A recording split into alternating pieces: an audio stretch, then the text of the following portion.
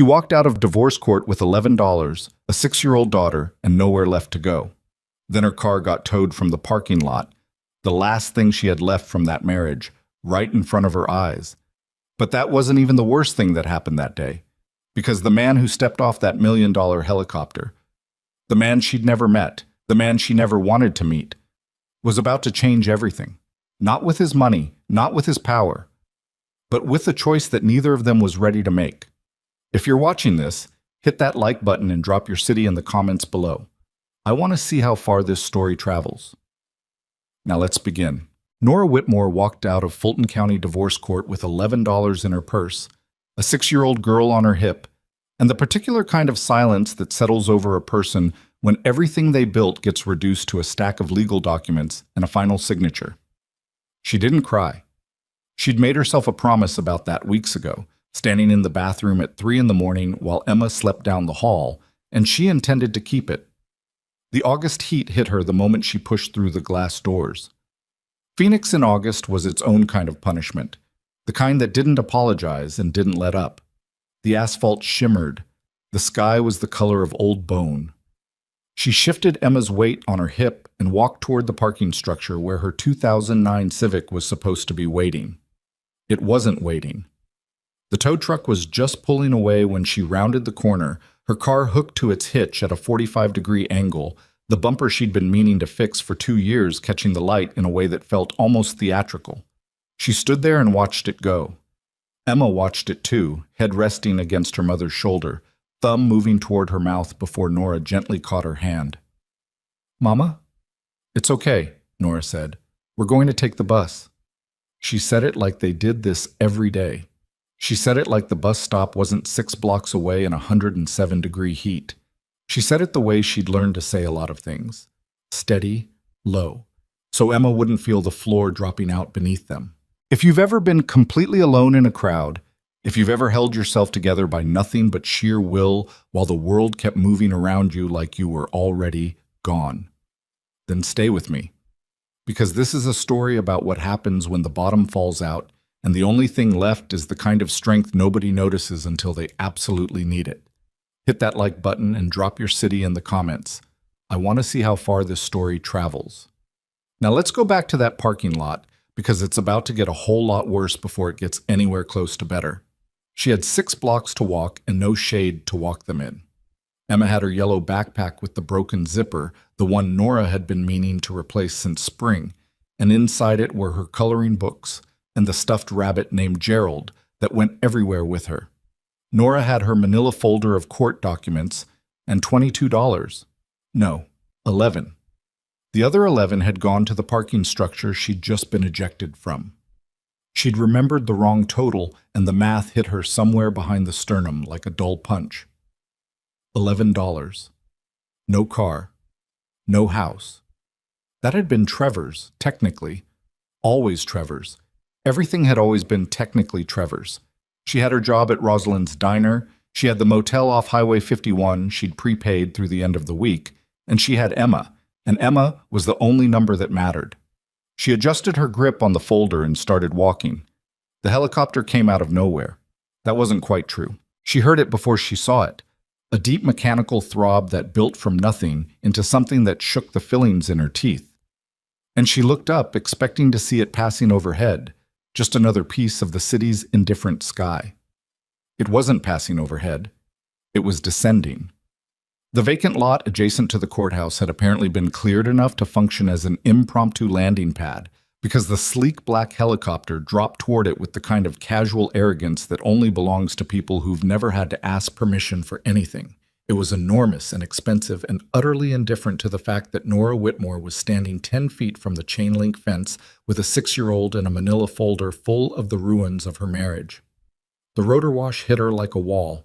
Papers exploded out of the folder.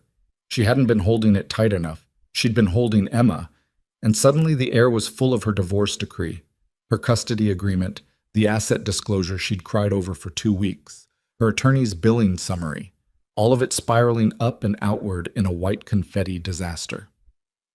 "No, no, no!" She set Emma down and grabbed for the nearest sheet, catching it against her shin. She spun and grabbed another. Her hair had come loose from its clip and was lashing across her face.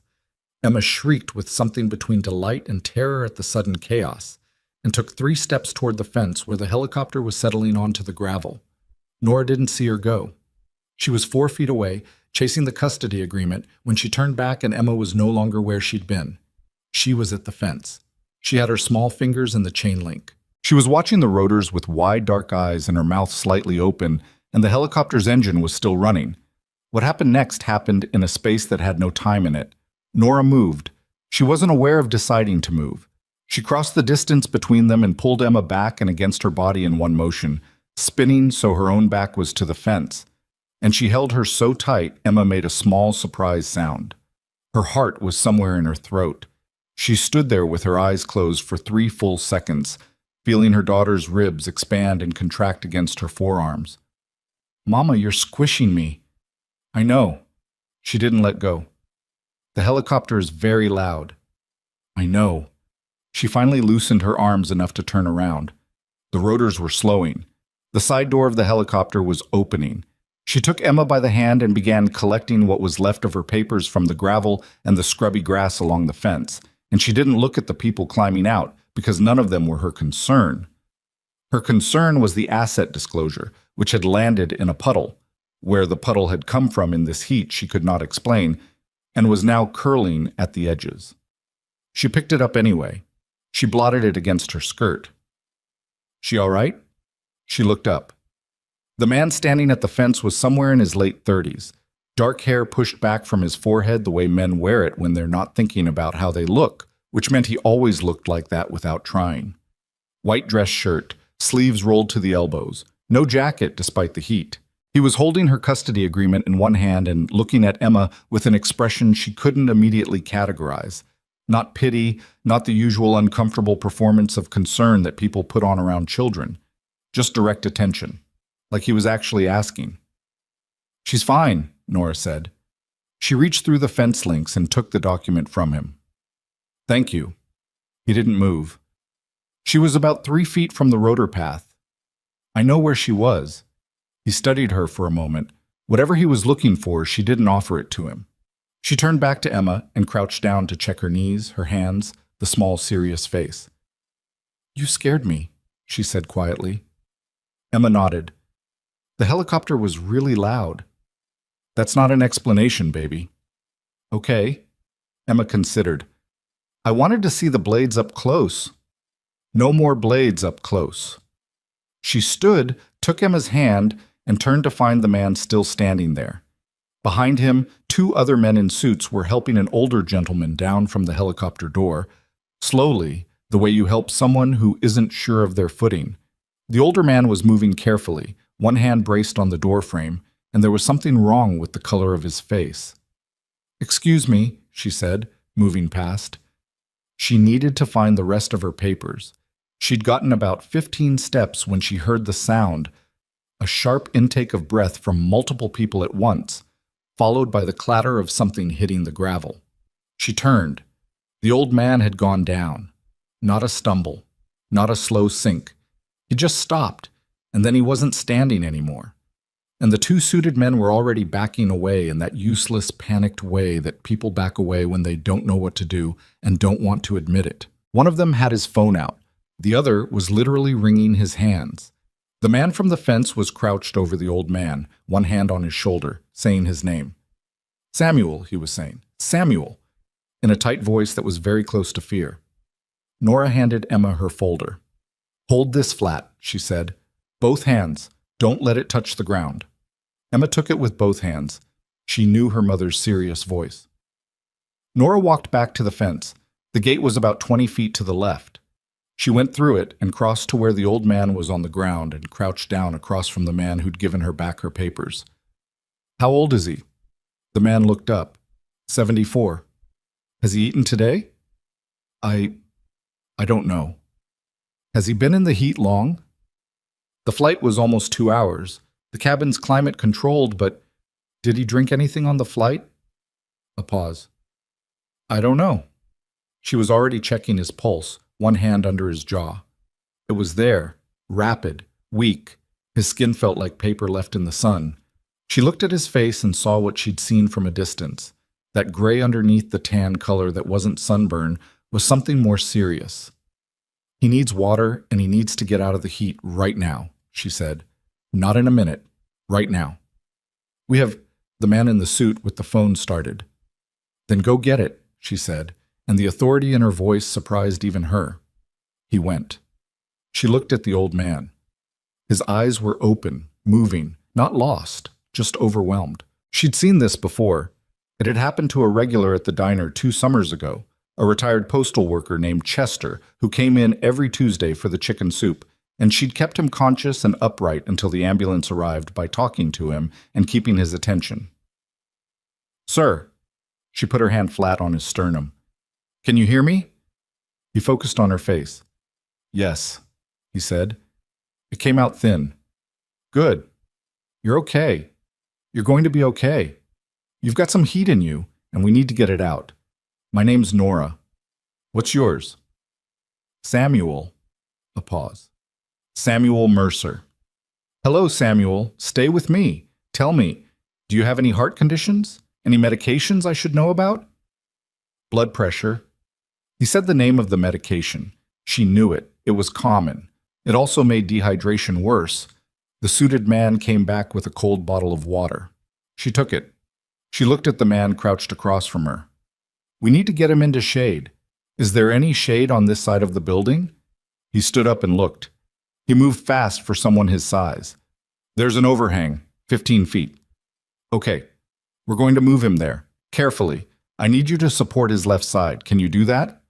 He looked at her for half a second in a way she couldn't fully read. "Yes." They moved Samuel Mercer slowly, carefully, the way you move someone who doesn't need an ambulance but needs to believe they don't. She kept her hand on his arm and kept talking. Just steady, low words, nothing important, the kind of voice you use to walk someone back from the edge of panic. By the time they got him settled in the shade with his back against the building and the water open in his hands, the color was already beginning to come back to his face. "Small sips," she said. "Don't rush it." "You're very bossy," Samuel said. "I've heard that." She sat back on her heels. "How do you feel?" "Embarrassed." "That means you're better. Drink more water." Behind her, she was aware that Emma had followed and was standing a few feet back, still holding the folder with both hands, watching with the particular focused solemnity that children bring to situations they sense are serious. Nora glanced back at her. Emma held up the folder slightly, showing she hadn't let it drop. Nora nodded once. She turned back to find the other man watching her. He wasn't being subtle about it. He stood with his arms crossed loosely and his eyes on her with an expression she still couldn't quite name.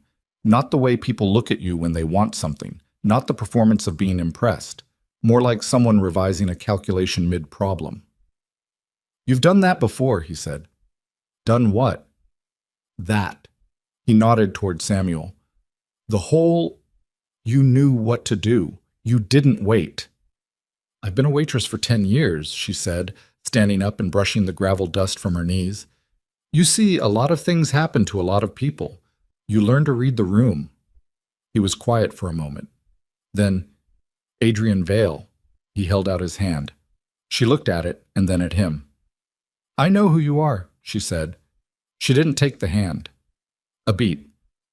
"Okay. Thank you for your help with Samuel. He needs to rest somewhere cool for at least an hour before he does anything else. Make sure he eats." She turned. "Emma, let's go." Emma fell into step beside her, still holding the folder. They were halfway to the gate when she heard his voice behind her. "Ms. A pause. He didn't know her name. "Can I offer you a ride?" She stopped. She didn't turn around immediately. She took one breath in and one breath out, and she thought about the 6 blocks and the heat and Emma's pink sneakers with the strap that sometimes came loose. She turned. "We're fine," she said. "Thank you." She watched something move across his face. Not offense, not dismissal, something more complicated, like he was adding something up and didn't entirely trust the sum. "It's 107 degrees, he said. "I'm aware of the temperature." Another moment. Then he nodded once, a small, precise thing, and didn't push. She turned back and walked Emma toward the gate and then out onto the sidewalk, and then she faced the 6 blocks and the heat, and she kept her face even and her chin level, and she didn't let herself feel any of it until they'd made it half a block, and she could be sure neither of them could see her. The bus stop had a bench with no shade and a posted schedule that turned out to be aspirational. They waited 22 minutes. Emma colored in her book. Nora read through her court documents again, even though she'd memorized them, because having something in her hands kept her from falling apart. The divorce was final. She had legal custody of Emma, primary residence pending stable housing. Trevor had visitation every other weekend, no overnights until Nora established a permanent address. She had 30 days to provide that address to the court. The motel did not count. She folded the documents carefully. She put them back in the folder. The bus came. That night, in the motel room with the air conditioner that worked in 40-minute cycles and then needed 20 minutes off to recover, she sat at the small table by the window while Emma slept, and she made a list on the back of a receipt. It was the kind of list you make when you're trying to impose order on chaos, when the actual size of the problem is too large to see all at once, and you need to break it into pieces that have the shape of things you could theoretically solve. Stable housing by day 30. Increased diner hours. Talk to Rosalind about extra shifts. Emma's school registration. She needed a proof of address for that too. The lawyer's remaining bill. Trevor's child support, which he had already called to inform her through his attorney he would be seeking to modify. Her phone bill, which was 4 days past due. $11. She put down the pen. Outside, the parking lot light buzzed and flickered. She watched it for a while. Then she picked the pen back up and wrote at the bottom of the list, in smaller handwriting than everything else. One thing at a time. She stared at it. It wasn't much of a plan, but it was the only one she had, so she taped it to the bathroom mirror and she went to bed. 3 days passed. They had the particular texture of hard days. Nothing dramatic, just the sustained weight of difficulty. Nora worked a double on Thursday, a closing shift Friday, came in early Saturday to cover for Donna, who had a sick kid. She smiled at customers and refilled coffee and carried plates and laughed at jokes she didn't have the energy to find funny, and she was good at it the way you get good at things when they're the only thing standing between you and the alternative. The diner was called Rosalind's, which was the name of no one currently involved with the operation. It had been named by its original owner, Evelyn Brooks, who had sold the name along with everything else when she eventually passed the business on, though the details of that transaction were something Nora knew only in outline. What she knew was the diner itself, the particular squeak of the 4th floorboard behind the counter, the way table 7's wobble required a folded napkin under the near leg, the coffee maker that needed the handle pressed down for a full 3 seconds or it spit grounds. She knew these things the way you know a place where you've spent 10 years of your life. She'd come to Rosalind's at 17, 2 months out of foster care, $70 to her name, hungry in a way that had settled so deep it had stopped feeling like hunger and started feeling like weather. She'd come in looking for a job, and Evelyn Brooks had looked her over for a long moment. Evelyn, who'd owned the diner then, who'd been 60 and deliberate and not easily moved, and had hired her on the spot and then sent her to the back room to eat something before she started. That was the whole story. It was also the only story that mattered. Saturday evening, during the dead hour between the lunch rush and dinner, she was wiping down the counter when the door opened. She registered the new customer the way you register things peripherally when you're tired, a shape, a movement, and reached for a menu before she looked up. She looked up. Adrian Vale didn't look like he belonged in Rosalind's diner. That wasn't a judgment. It was just a fact. He wore it the way expensive things do when they enter cheap spaces. Not badly, not with arrogance, just wrong in a way that had nothing to do with behavior and everything to do with fit. He was alone. He took a stool at the counter with the ease of someone who knew how to sit at counters, which surprised her. She put the menu in front of him. Coffee? Please. She poured it. She didn't say anything else, neither did he. He opened the menu and looked at it, and she went back to wiping the counter, because the counter still needed to be wiped. "How is he?" she said. She didn't look up. A beat. Better.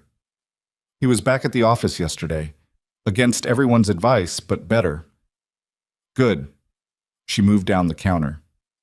He needs to stay hydrated. The blood pressure medication. He told me. He's wearing the lecture like a badge.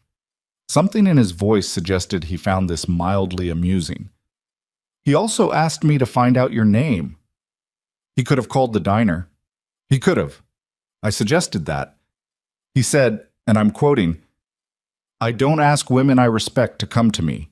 I go to them," which is how I ended up here. She stopped wiping. She looked at him. He was watching her over the coffee cup. That same calculating without being calculating look she remembered from the parking lot. "My name is Nora Whitmore," she said. "He can send a card to the diner." He nodded slowly. He didn't leave. He ordered the chicken and waffles, which was not what she expected, and he ate it with attention, the way people eat when they actually taste things rather than performing the act. She found herself noticing this and found herself slightly annoyed at herself for noticing it. He was finishing his second cup of coffee when he said, "I have a job offer." She kept her face even. "I have a job. It's a consulting arrangement, short term, 2 weeks." He named a figure that made her hand resting on the counter go completely still. "There's a property my company is attempting to acquire. The seller has declined every approach from our legal team. I need someone who can actually have a conversation with her, understand what she needs, help us find a structure that works for everyone." She looked at him. "You want me to talk someone into selling something they don't want to sell?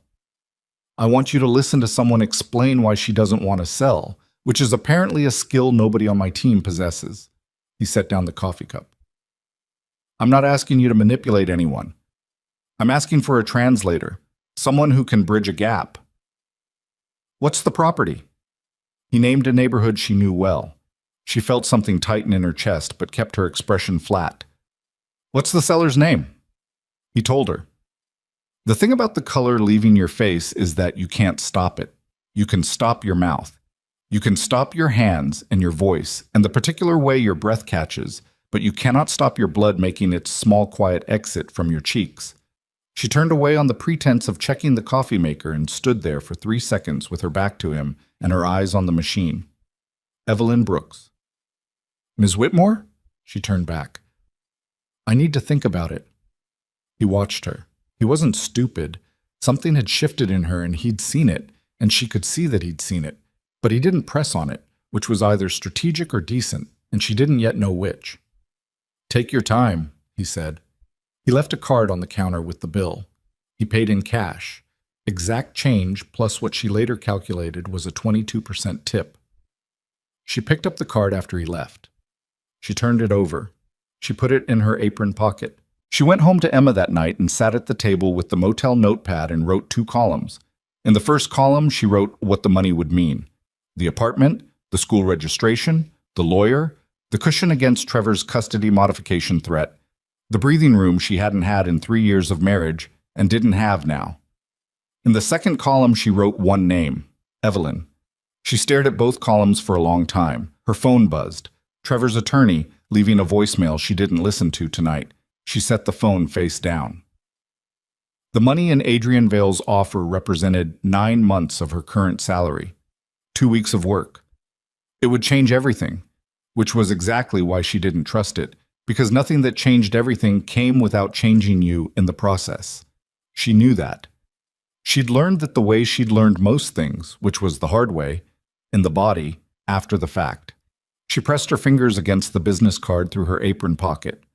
She thought about Evelyn at 17, handing her a plate of food before she'd earned a single dollar. She thought about Emma asleep in the next room, one pink sneaker still on her foot because she'd been too tired to take it off. She took the card out and looked at it. She was going to call. She already knew she was going to call. The only question she was still working through was what she was going to say when she found out exactly what Adrian Vale wanted done to the woman who had saved her life, and what she was going to do when those two things turned out to be completely incompatible. She put the card on the table. Outside, the parking lot light buzzed. Emma turned over in her sleep and said something small and unintelligible, and then went quiet. Nora sat very still in the dark and felt the walls of the things she was walking into, and she walked toward them anyway. She called the number on the card the next morning at 7:43.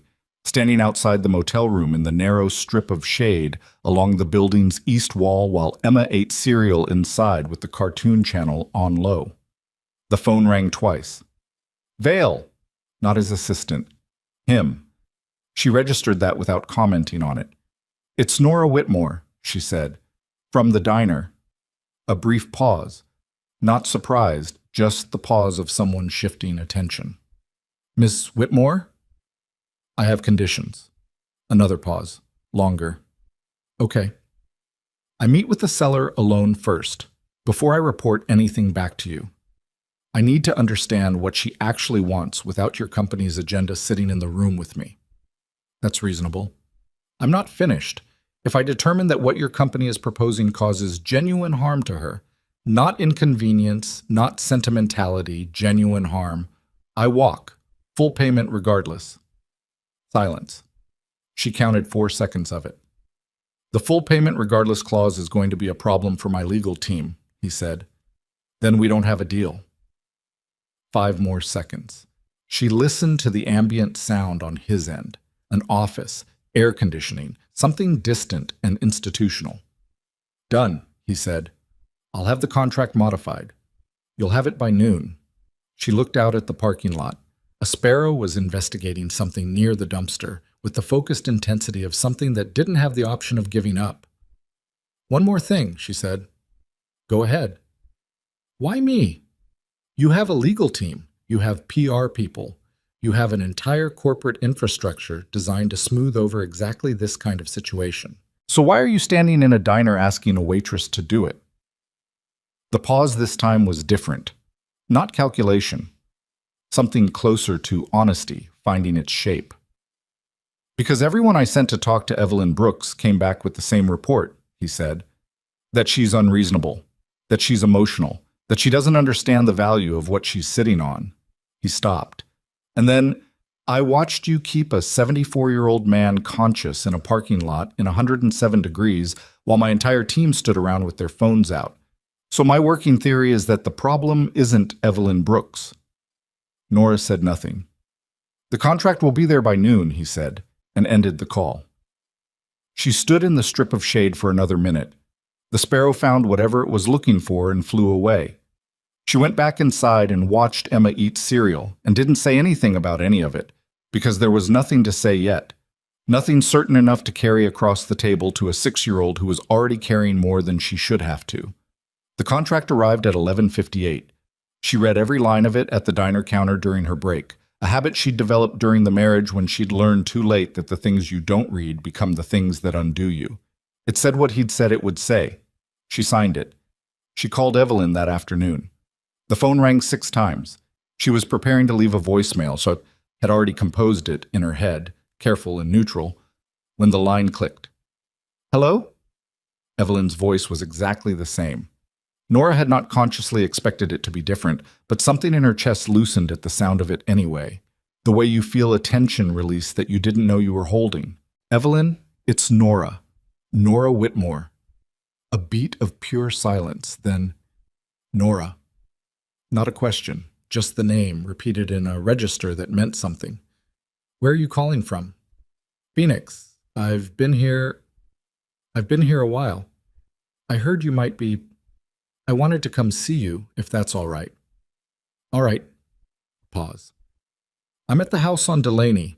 Same as always. Come for lunch tomorrow. I'll make something.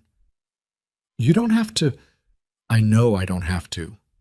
The warmth in it was also a mild rebuke, the particular affectionate impatience of someone who's known you long enough to skip the part where you perform gratitude.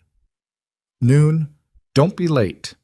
She almost told her then. She almost said, I was approached by Adrian Vale's company, and I signed a contract and there are things I need to explain before I sit at your table and eat your food. The words were right there. She didn't say them. Noon, she said. I'll be there. She spent the rest of the shift carrying the weight of that omission around like a stone in her pocket, bumping against everything. The house on Delaney Street was a pale yellow craftsman with a porch wide enough to matter, and a garden that had been tended so long it had opinions about itself. Roses trained up the left fence post, herbs in clay pots along the steps, A fig tree in the side yard that Nora remembered from the one time she'd been here before years ago, when Evelyn had invited the diner staff to a holiday dinner that Nora had almost not attended because she hadn't owned anything nice enough to wear. Evelyn had opened the door that night and looked at Nora in her second-hand blouse and said, "You look lovely," with such complete straightforwardness that Nora had believed her. She stood on the porch now and knocked. Evelyn Brooks was 71 years old and had the posture of someone who'd decided a long time ago that the world would have to come down to meet her because she wasn't going down to meet it. She was not tall. She'd never been tall, but she occupied space with an authority that had nothing to do with size. Her hair was white now, fully white, where it had been silver-streaked the last time Nora saw her. She looked at Nora in the doorway, and her face did something complicated and then simplified into a smile. "You're thin," she said. "Hello, Evelyn." "Come in. Don't argue with me about being thin. It's the first thing I noticed, and I'm allowed to say it." The inside of the house smelled like garlic and something herbed, and underneath all of it, the particular smell of a house that had been lived in by someone consistent, books, a little dust, decades of meals. Nora followed her through the hallway into the kitchen and sat at the table where Evelyn pointed and accepted the coffee that appeared in front of her without being asked and held the cup in both hands. "How long has it been?" Evelyn said. It wasn't quite a question. 4 years since I saw you, longer since we really talked." "Since the marriage?" "Yes." Evelyn made a sound that communicated her full and precisely calibrated opinion of Trevor Whitmore, without requiring her to name him. She put a bowl of soup in front of Nora, something with white beans and rosemary, and sat down across from her with her own cup of coffee, and looked at her with the kind of directness that some people find uncomfortable, and Nora had always found like oxygen. "Are you out?" she said. "Final last week." "And Emma?" "She's good. She's with me." Nora wrapped her hands tighter around the cup. "I have primary custody. There's a potential modification he's threatening, but his attorney is—" She stopped. "She's good. She's better now than she was." Evelyn nodded slowly. "And you?" Nora looked at her soup. "Working on it?" "That's an honest answer." Evelyn picked up her coffee. "Better than the ones you used to give me. You used to say fine like it was a door you could close." "I remember."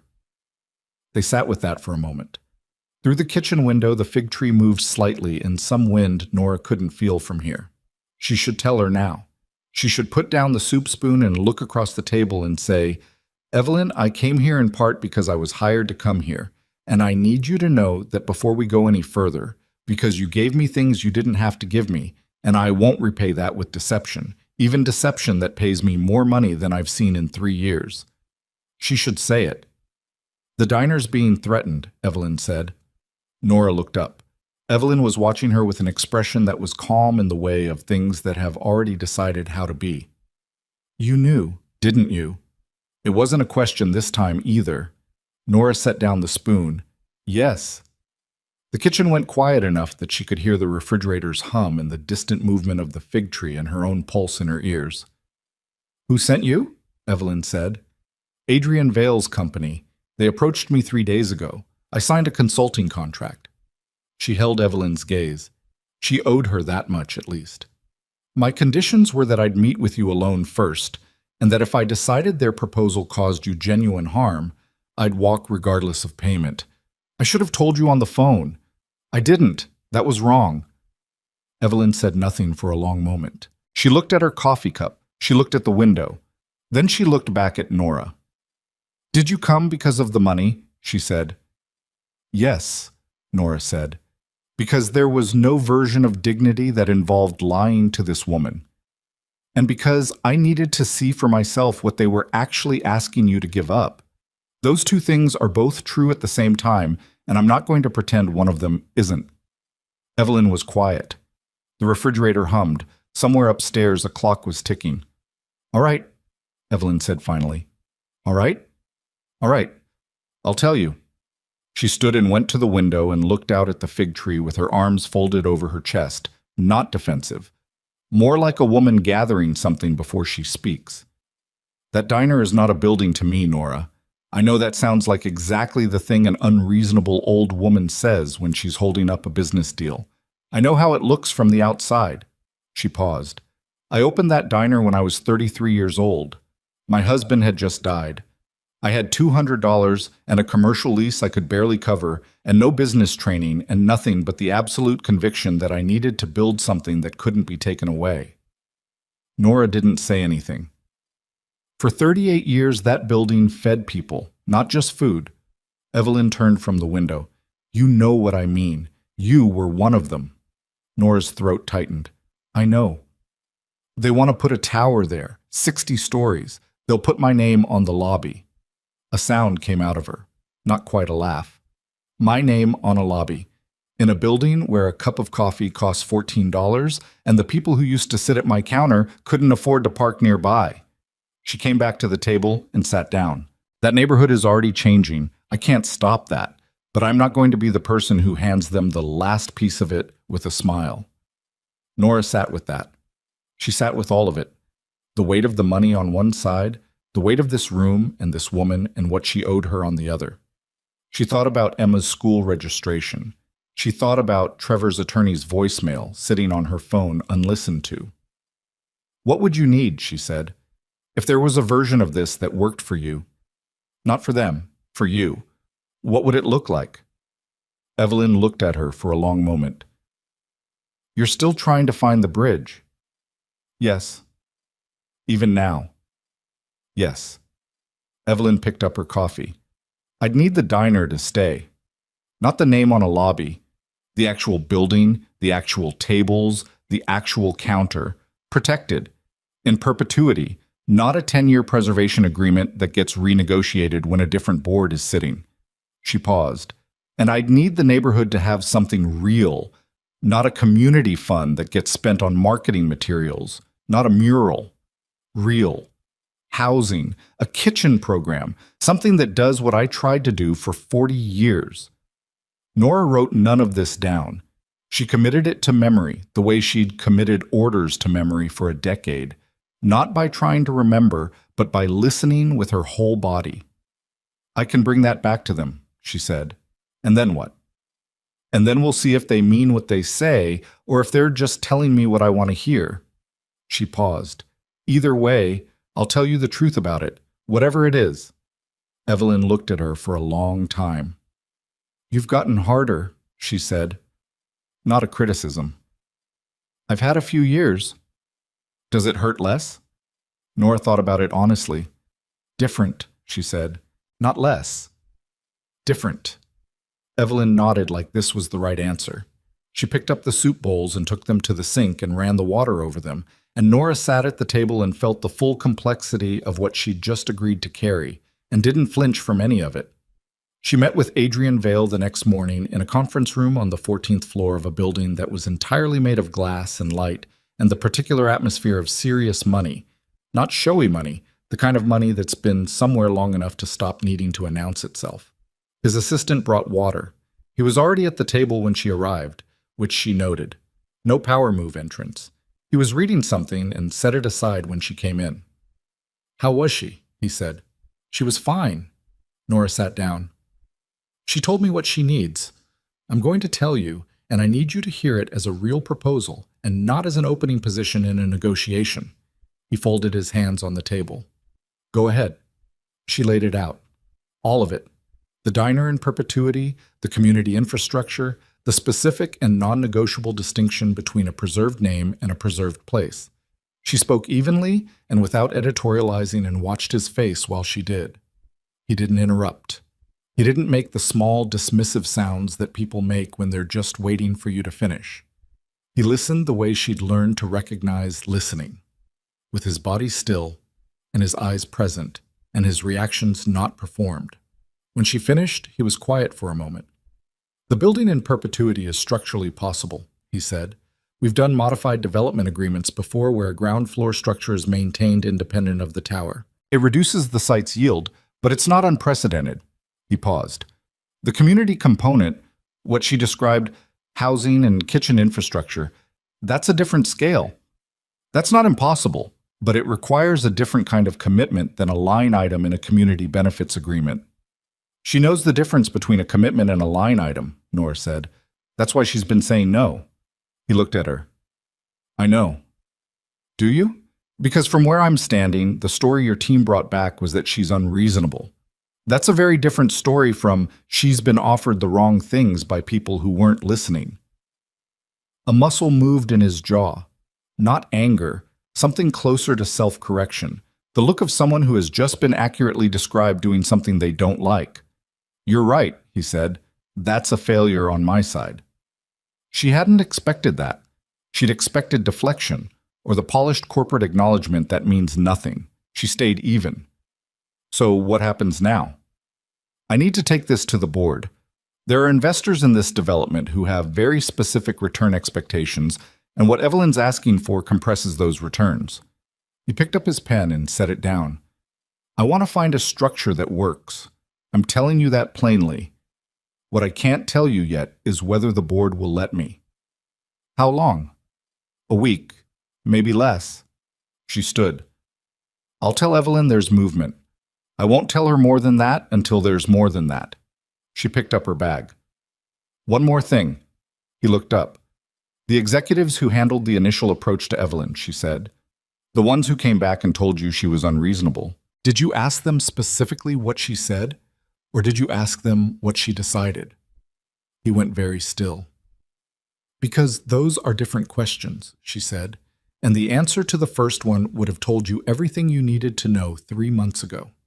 She left him sitting with that and took the elevator down and walked out into the heat and called Evelyn to tell her there was movement, and Evelyn said, "We'll see," with the patience of someone who had been watching people make promises for 40 years and had developed precise instruments for measuring the gap between what they said and what they did.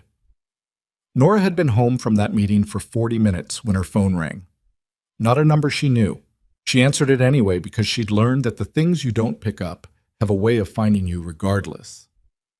Miss Whitmore, a man's voice, clipped, precise, the particular vocal texture of someone who's spent decades in rooms where imprecision costs money.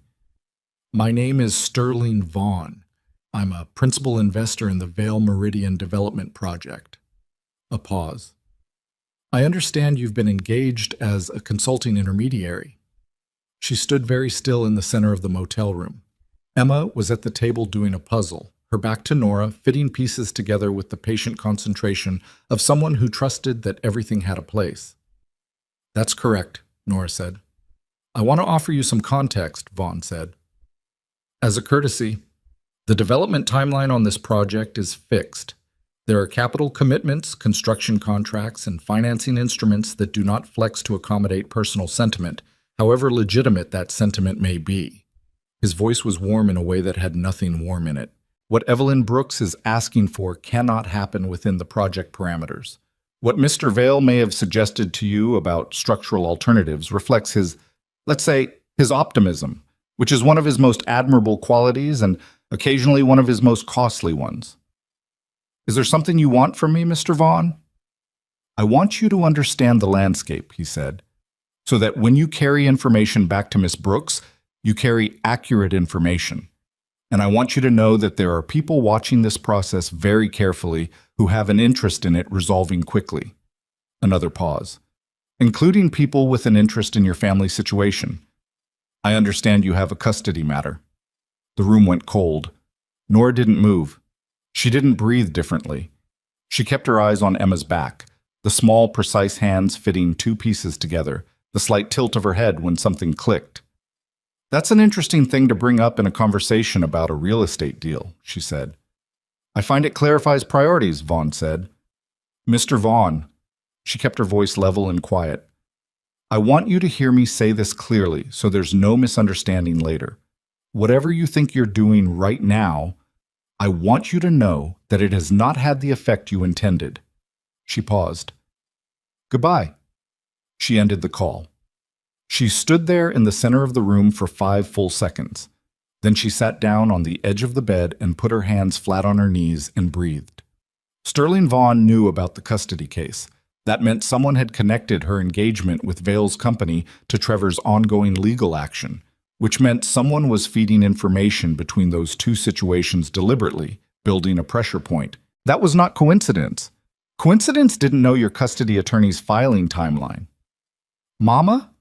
Emma had turned around. She had a puzzle piece in each hand and was watching Nora with the expression that children wear when they're not sure whether to ask. Come here, Nora said.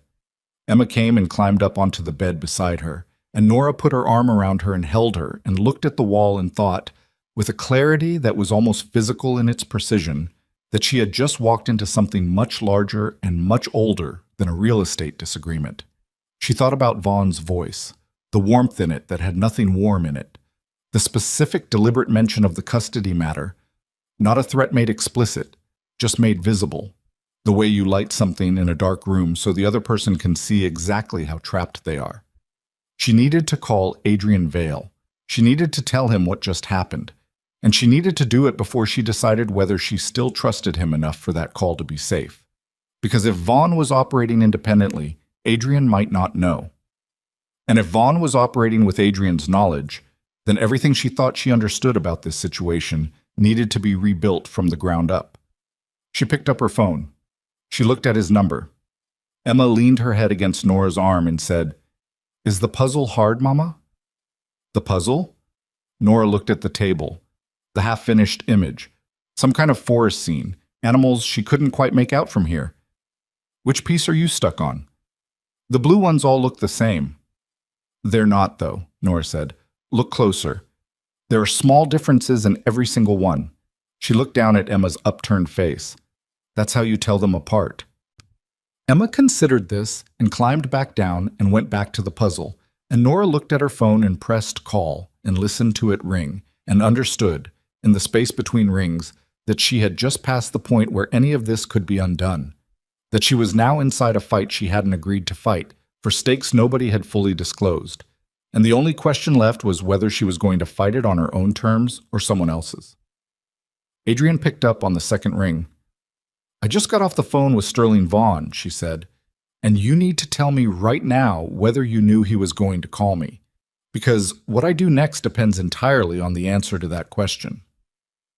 The silence on his end lasted exactly long enough to tell her that whatever came next was going to change everything she thought she knew about who was actually running this deal, and who had been setting her up from the very beginning. The silence on Adrian's end lasted 4 seconds. She counted them. No, he said. I didn't know he was going to call you. She listened to the way he said it. Not fast, not the speed of someone covering, flat and contained, the way a person speaks when they're managing something that's just surprised them. Tell me exactly what he said, Adrian said. He told me the timeline is fixed, that what Evelyn is asking for can't happen within the project parameters, and then he mentioned my custody case. She paused. By name, not as a general reference. He knew specifics. 3 seconds of silence. How specific? Specific enough that it wasn't a guess. She heard him breathe out through his nose. Where are you right now? My motel. I'm coming to you. No, she said it fast and flat. Not here. Not where Emma is. She thought for a second. Rosalind's diner. 1 hour. Come alone. She ended the call before he could respond and sat for a moment with the phone in her hand and the room around her doing its small domestic things. The air conditioner cycling, Emma fitting puzzle pieces together, a truck passing on the highway outside. All of it indifferent to the fact that something had just cracked open beneath her. She called her attorney next. She got voicemail. This is Nora Whitmore. I need you to call me back as soon as you get this. Someone outside the custody proceeding has accessed information about the case. I don't know how much they know or how they got it. I need to know if there's been any contact with Trevor's legal team from a third party. Specifically, anyone connected to a real estate development company called Vale Meridian or an investor named Sterling Vaughn. She paused. Please call me back today. She hung up and looked at Emma. Baby, we're going to go to the diner for a little while, okay? I have to talk to someone. Emma looked up from the puzzle. Can I bring Gerald? Yes, bring Gerald.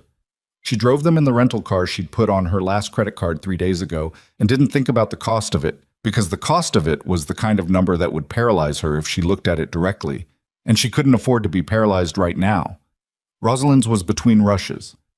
Donna was on the floor and lifted her eyebrows when Nora came in off shift, but Nora shook her head slightly and Donna read it correctly and didn't ask. Nora settled Emma in the corner booth with her coloring books and a hot chocolate and went to the counter to wait. Adrian came in at 53 minutes. He was wearing different clothes than she'd seen him in before. Not a suit, just dark pants and a shirt with the sleeves already rolled like he'd left somewhere quickly. He scanned the room when he entered, found her at the counter, and came directly. He didn't look at the menu. He didn't look around. He sat down and looked at her. "Tell me everything he said," word for word as close as you can get it. She told him. She had a good memory and she'd been running the conversation on repeat since she'd hung up, so she got most of it accurately. He listened without interrupting, and his face did several things she tracked carefully. A tightening around the eyes at the custody mention, something that moved through his jaw at the phrase project parameters. When she finished, he was quiet. "How long has Vaughn been an investor in this development?" she said. 4 years. He came in at the Series B financing round. He holds about 19% of the equity in the Meridian project. Adrian picked up the coffee she hadn't offered him, but that Donna had apparently put in front of him by some automatic diner law. "He's not supposed to have operational involvement. That's the structure. Principal investors don't manage deal execution." "But he called me." "Yes." "Which means either the structure isn't being respected or someone gave him access to information he shouldn't have operationally." She folded her hands on the counter. "How did he know about my custody case, Adrian?" He met her eyes. She'd used his first name without planning to, and neither of them commented on it. "I don't know," he said. "Think about who in your organization knew I'd been brought on. My assistant, my general counsel, the 2 executives who handled the initial Evelyn approach." He stopped. "And the HR team that processed your contract. That's at minimum 5 people." "Yes. And any of them could have a relationship with Vaughn." He didn't answer that. He didn't need to. The answer was sitting between them on the counter, like something neither of them wanted to pick up. "I need you to understand something," Nora said. She kept her voice low, level, the voice she used when what she was saying mattered enough to not dress up. "I came into this because I needed the money, and I thought I could manage the competing obligations. I thought I could be honest with Evelyn and useful to your company and protect my daughter at the same time." She paused. "If someone is using my custody case as a pressure instrument, that calculation changes completely. I don't do anything that puts Emma at risk. Not for any amount of money. Not for any version of this deal." "I understand that," he said. "Do you?" "Because you're sitting on the other side of a very large financial interest, and I need to know if that changes what you're willing to do." He looked at her steadily. "What would you need from me?" "I need to know everything about Vaughn's involvement in this project.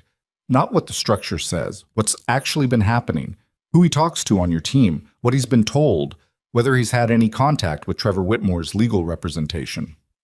She watched his face when she said Trevor's name. Nothing shifted.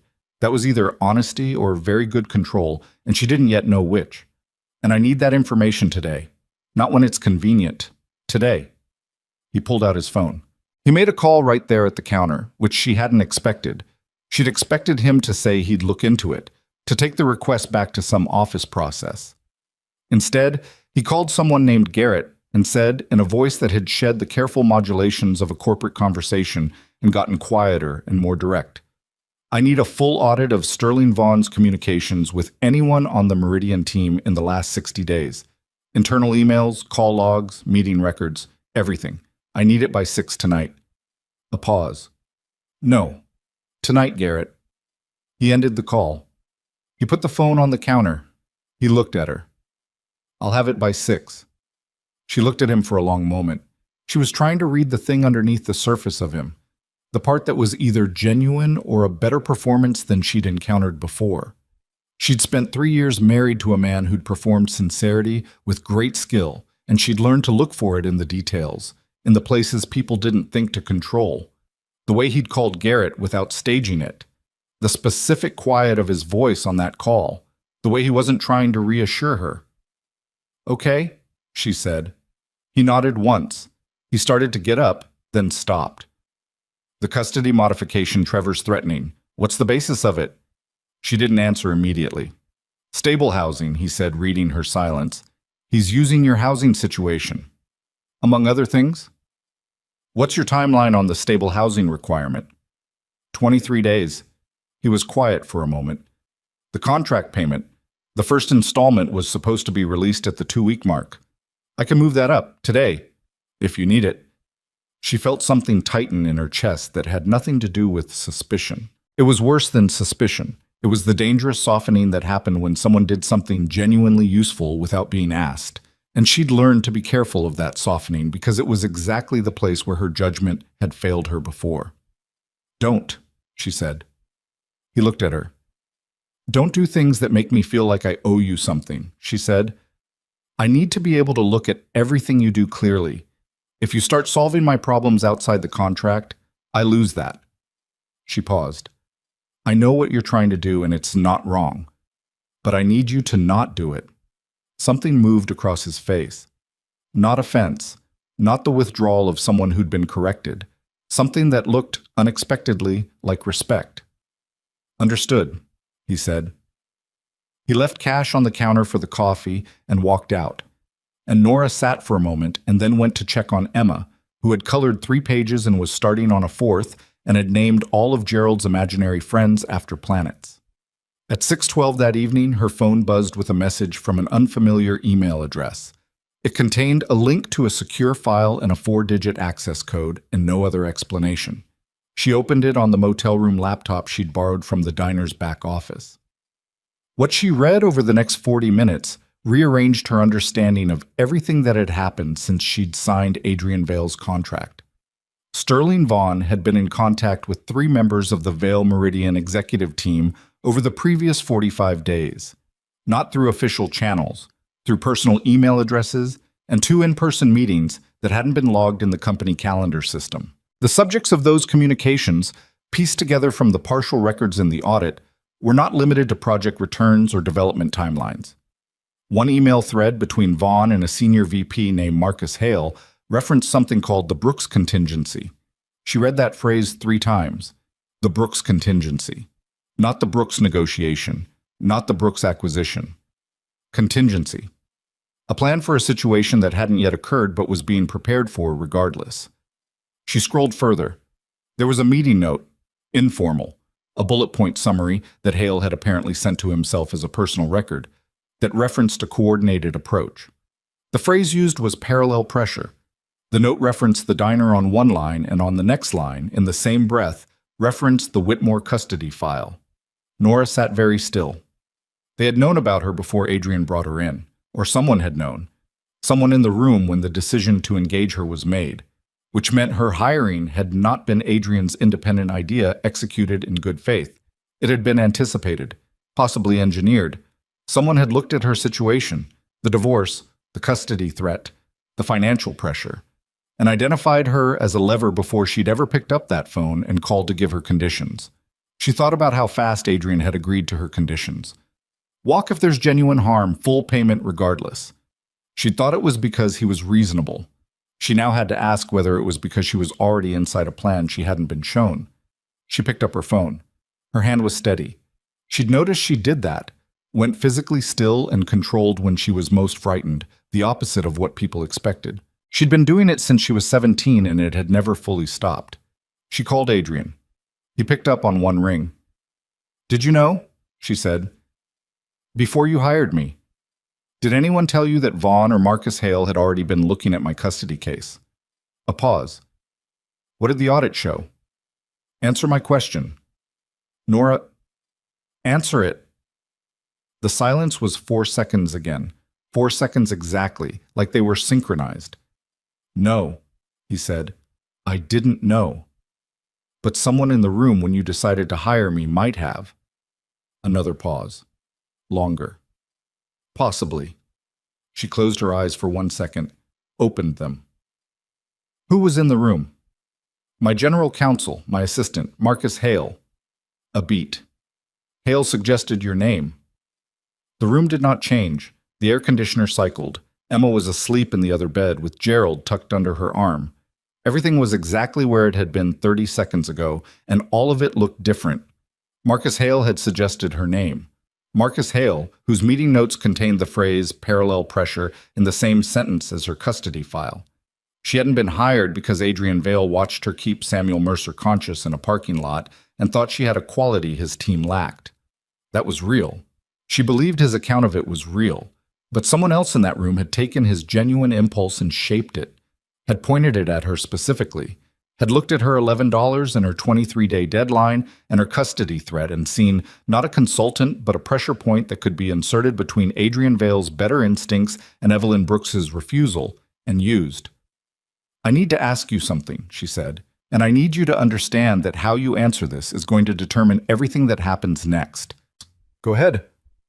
"Is Marcus Hale still on this project?" A long pause. "Yes." "Then we have a problem."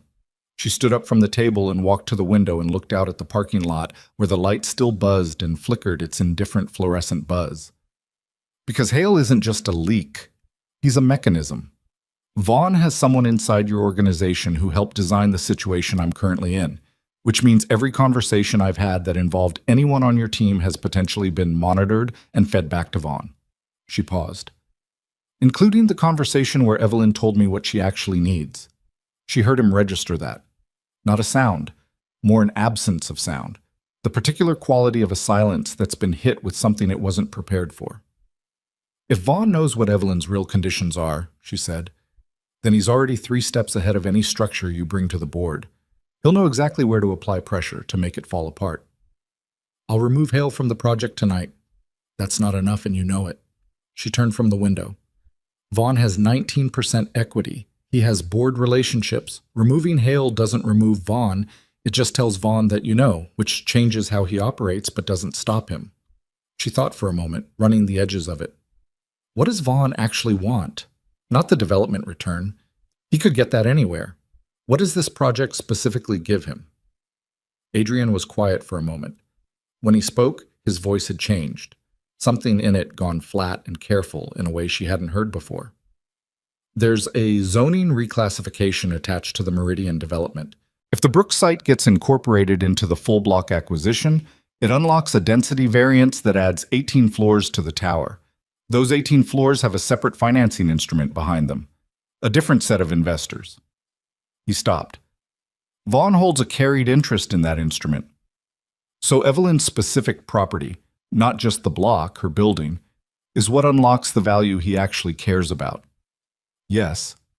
"Which means he can't let her hold out, not because of the timeline, because without her building specifically, his 18 floors don't exist." "Yes." She sat back down at the table.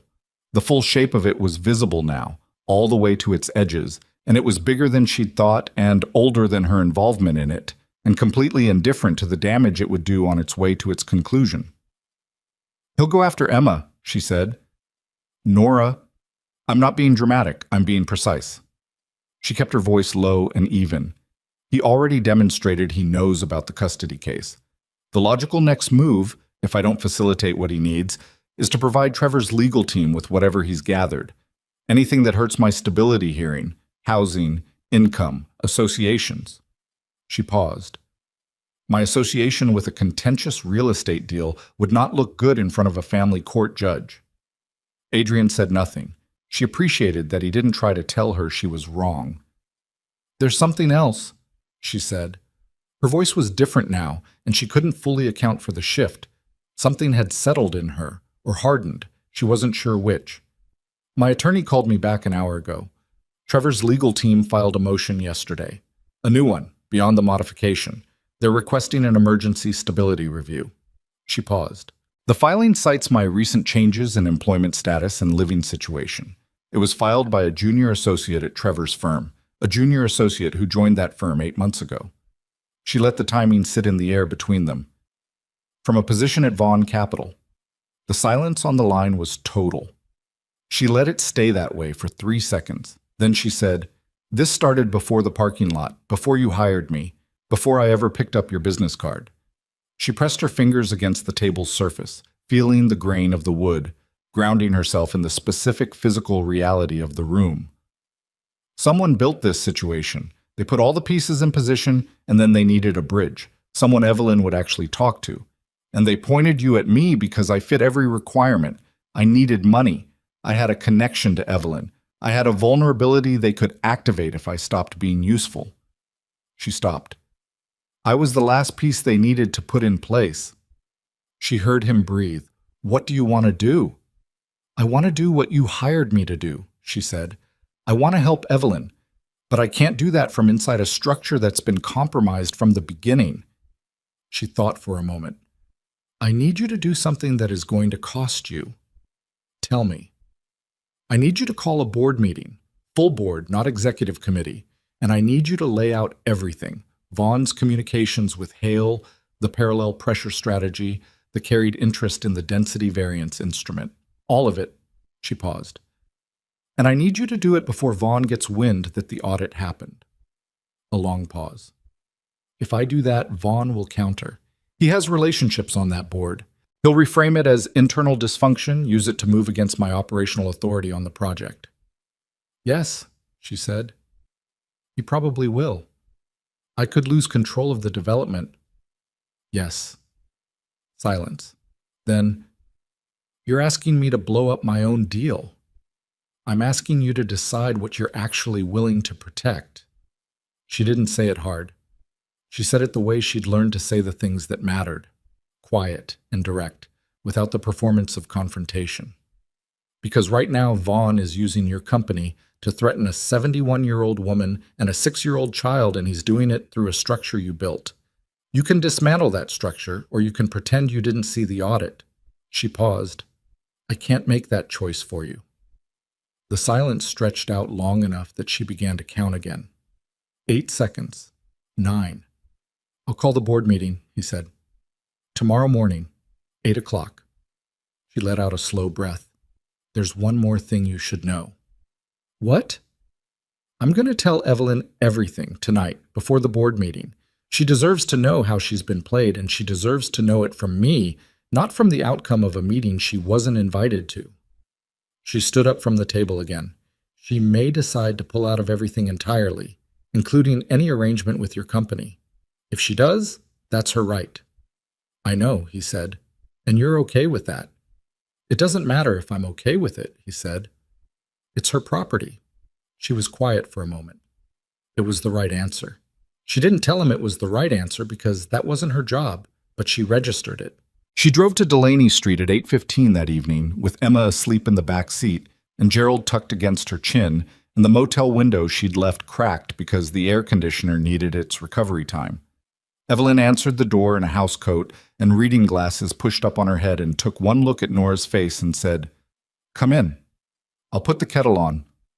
They sat at the kitchen table, the same 2 chairs, the same refrigerator hum. And Nora told her everything. She didn't soften it. She didn't editorialize or manage the sequence to make herself look better than she'd been. She laid it out the way she'd laid out Evelyn's conditions to Adrian that morning, which already felt like it had happened to a different version of her. Evelyn listened with her hands wrapped around her tea mug and her face doing nothing dramatic. She was the least dramatic person Nora had ever known, which had always made her more frightening than people who performed composure, because with Evelyn you knew the stillness was actual. When Nora finished, Evelyn was quiet for a moment. "This man Vaughn," she said, "he had someone placed at Trevor's law firm 8 months ago, before the divorce was filed. So he's been building this for almost a year. That's what it looks like." Evelyn turned her mug slowly between her palms. "And you're in the middle of it because I connected to both sides, and because I'm pressable." She said it without bitterness, just the fact of it. "I have a child and no stable income, and a custody proceeding. That's a pressure point." Vaughn looked at me and saw a lever.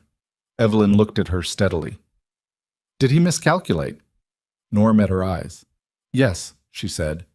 "He did." Something shifted in Evelyn's face, not quite a smile, more like recognition, like she was seeing something she'd suspected a long time ago confirmed in real time. "The board meeting is tomorrow at 8, Nora said. "Adrian will present everything. I don't know how the board will respond. Vaughn has relationships there. There's a real possibility he survives it, and Adrian loses operational authority." She paused. If that happens, the development proceeds on Vaughn's terms. You lose the diner, and I lose the custody case. And if Adrian survives it, then we have a chance to build something real. The structure Evelyn described, the diner in perpetuity, the community infrastructure. It's structurally possible. Adrian said so. Evelyn was quiet. She looked at the window, the same window she'd looked at before, the fig tree out there somewhere in the dark. What do you need from me? She said. Nothing tonight. I just needed you to know before it happened. Nora paused. But tomorrow, after the board meeting, whatever the outcome, I think you should be at the table, not represented by an attorney, you, in person. She looked at her steadily. Because the whole problem from the beginning is that nobody in that building has ever actually had to sit across from you and see what they're asking you to give up. I think they should have to do that. Evelyn considered it. She took a sip of tea. She put the mug down. What time? She said. Nora drove back to the motel with Emma still asleep in the back seat, and the city going dark around her and something building in her chest that wasn't hope exactly. Hope felt too light for what she was carrying. It was more like determination that had gone past the point of arguing with itself. She'd stopped asking whether this was going to work and started asking what she was going to do when it didn't, because that was the more honest question, and she'd spent too long asking the wrong ones. She parked. She carried Emma inside and laid her down without waking her and stood at the foot of the bed in the dark and watched her breathe. Her phone buzzed, a text from a number she didn't know. She opened it. 3 words. Check your email. She opened her email. There was a new message, no sender name, just a string of random characters as the address. The subject line was blank. The body contained a single attachment, a PDF. She opened it. It was a court document, her custody case. But it wasn't the modification filing she already knew about. It was something new, filed that afternoon at 4:57 p.m., after business hours. Expedited emergency classification. A request for immediate temporary custody transfer to Trevor Whitmore on the grounds of maternal instability. Attached as Exhibit A was a photograph. Taken today. From outside. Through the window of Rosalind's diner. It showed Nora at the counter, Adrian Vale sitting beside her, both of them leaning toward each other in the way people do when they're speaking quietly about something they don't want overheard. The caption typed beneath it read, "Subject engaged in undisclosed business relationship with high-profile associate, while minor child left unattended in establishment." Emma had been 12 feet away in a corner booth coloring a picture. Nora set the phone down on the table. She picked it back up. She looked at the photograph again. The specific angle of it, the level of zoom, the fact that it was through glass but clear, not a casual phone shot. Someone had been positioned outside that diner. Someone had been there before Adrian arrived, waiting. She had been watched, not stumbled upon. Watched, positioned, photographed with intent. Vaughn hadn't waited for the board meeting. He'd moved tonight because he knew the audit had happened, which meant there was someone inside Adrian's organization who had told him about the audit within hours of it being run. And that person was still there, still inside, still feeding information to the man who was now attempting to take her daughter. She sat down on the edge of the bed. She did not look at Emma. She looked at the wall. She had 12 hours before the board meeting. She had a temporary custody motion filed against her that painted her as negligent and entangled. She had a photograph that would look exactly as damaging as it was designed to look to anyone who didn't know the context, which was every person in that courtroom who wasn't her. She thought about the motel notepad. She thought about one thing at a time taped to the bathroom mirror. She stood up and went to the mirror and looked at it for a long moment, and then she took it down and folded it and put it in her pocket, and she picked up her phone and she started to dial the one number she'd been avoiding since she understood how deep this went. Because the person she was calling wasn't going to be glad to hear from her, and wasn't going to make any of what came next easier, but had spent 40 years building something out of nothing in the face of people exactly like Sterling Vaughn. And right now that was the only qualification that mattered. The line rang twice. Then Evelyn's voice, alert despite the hour, like she'd been sitting up waiting for exactly this. "I know," Evelyn said before Nora could speak. "I saw it too. Someone sent it to me as well." Nora closed her eyes. He's trying to isolate us, she said. Separate us from Adrian before the board meeting. If I'm fighting a custody emergency, I can't be in that room, and if you're… Nora, Evelyn's voice was quiet and exact and cut right through the middle of the spiral. Listen to me. She listened. He made a mistake, Evelyn said. He showed us exactly how frightened he is. You don't move this fast unless you're running out of time. A pause. That photograph means he doesn't have anything real. If he had something real, he wouldn't need a staged picture through a diner window. Nora stood very still. Come to my house, Evelyn said. Bring Emma. Don't stay in that motel tonight. A pause. And call Adrian Vale and tell him to move the board meeting to 6 a.m.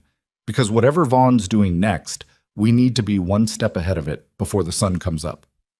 Nora looked at Emma asleep in the dim room and at the photograph on her phone, and at the space between those two things that she was now going to have to cross alone, except that she wasn't alone, which was the one part of this she hadn't seen coming. She picked up her keys. She drove to Delaney Street at 11:47 p.m. with Emma wrapped in a blanket in the back seat, and Gerald clutched against her chest, and the photograph still open on her phone on the passenger seat, where she could see it every time she stopped at a light. She didn't look at it again. She didn't need to. It was already the kind of image that lives behind your eyes once you've seen it. The specific angle of surveillance, the deliberateness of it, the way it had been framed to mean exactly what Vaughn needed it to mean in front of a judge who didn't know her. Evelyn had the porch light on. She opened the door before Nora knocked, which meant she'd been watching from the window, which meant she hadn't slept either. Come in, she said, and took Emma from Nora's arms with the practiced ease of a woman who'd held sleeping children before, and carried her down the hall to the guest room without another word.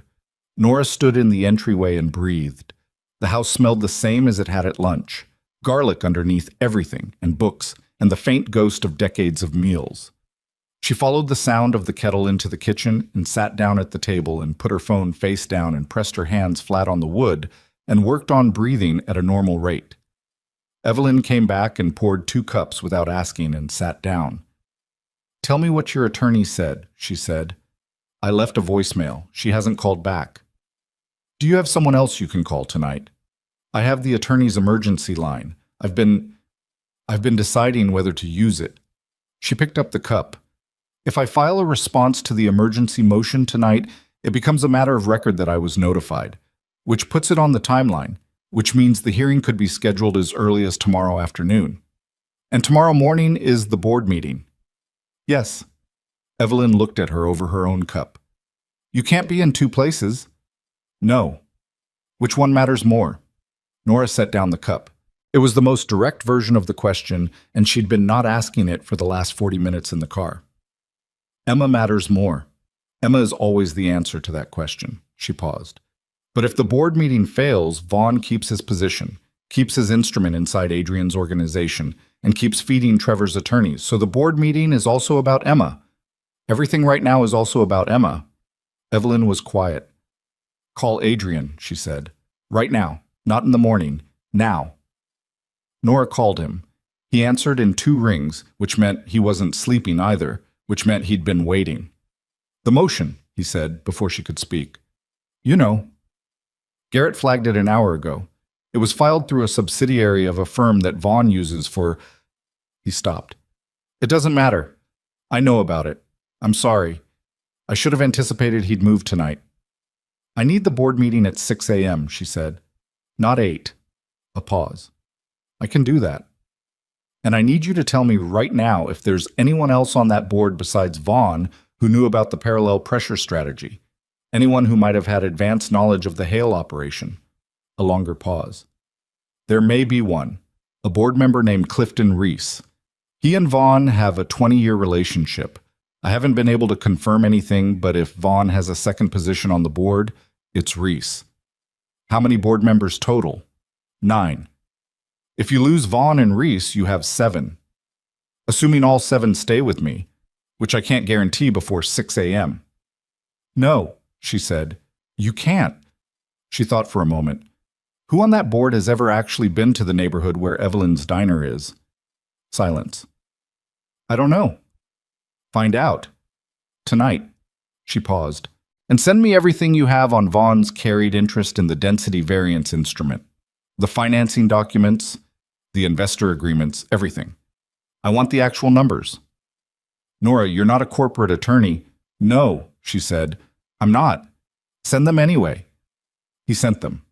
She spent the next 2 hours at Evelyn's kitchen table reading financing documents with a legal dictionary open on her phone, and Evelyn sitting across from her reading the same documents, because Evelyn had run a business for 38 years and knew how to read a contract even if she'd never held a corporate law degree. They didn't talk much. They made marks on a yellow legal pad that Evelyn found in a kitchen drawer. They drank 2 more cups of tea. At 2:17 a.m., Evelyn set down the page she was reading and said, "Look at this." Nora looked. It was the carried interest agreement, Vaughn's specific instrument in the density variance floors. Evelyn had her finger on a clause in the middle of the 3rd page. Small print. The kind of language that exists because lawyers are paid to bury the things that matter. Nora read it. Then she read it again. The clause stated that Vaughn's carried interest in the 18 additional floors was contingent on the full block acquisition being completed within the original project timeline. If the timeline was extended by more than 60 days for any reason, including negotiation delays with individual property holders, the carried interest reverted to the primary development entity. Vale Meridian. She looked up at Evelyn. "He's already passed 60 days, Evelyn said quietly. "I've been saying no for 4 months. Nora did the math. He lost the carried interest 11 weeks ago. Unless no one's noticed yet. Evelyn's face was absolutely still. Or unless he's been preventing anyone from noticing. Nora understood it in the full then. The entire architecture of the thing, all the way down to its foundation. Vaughn wasn't threatening her and Evelyn because he needed the deal to succeed. He was threatening them because he needed to prevent the board from looking at the timeline too closely. The emergency custody motion, the photograph, the pressure on Nora. None of it was about acquiring Evelyn's property.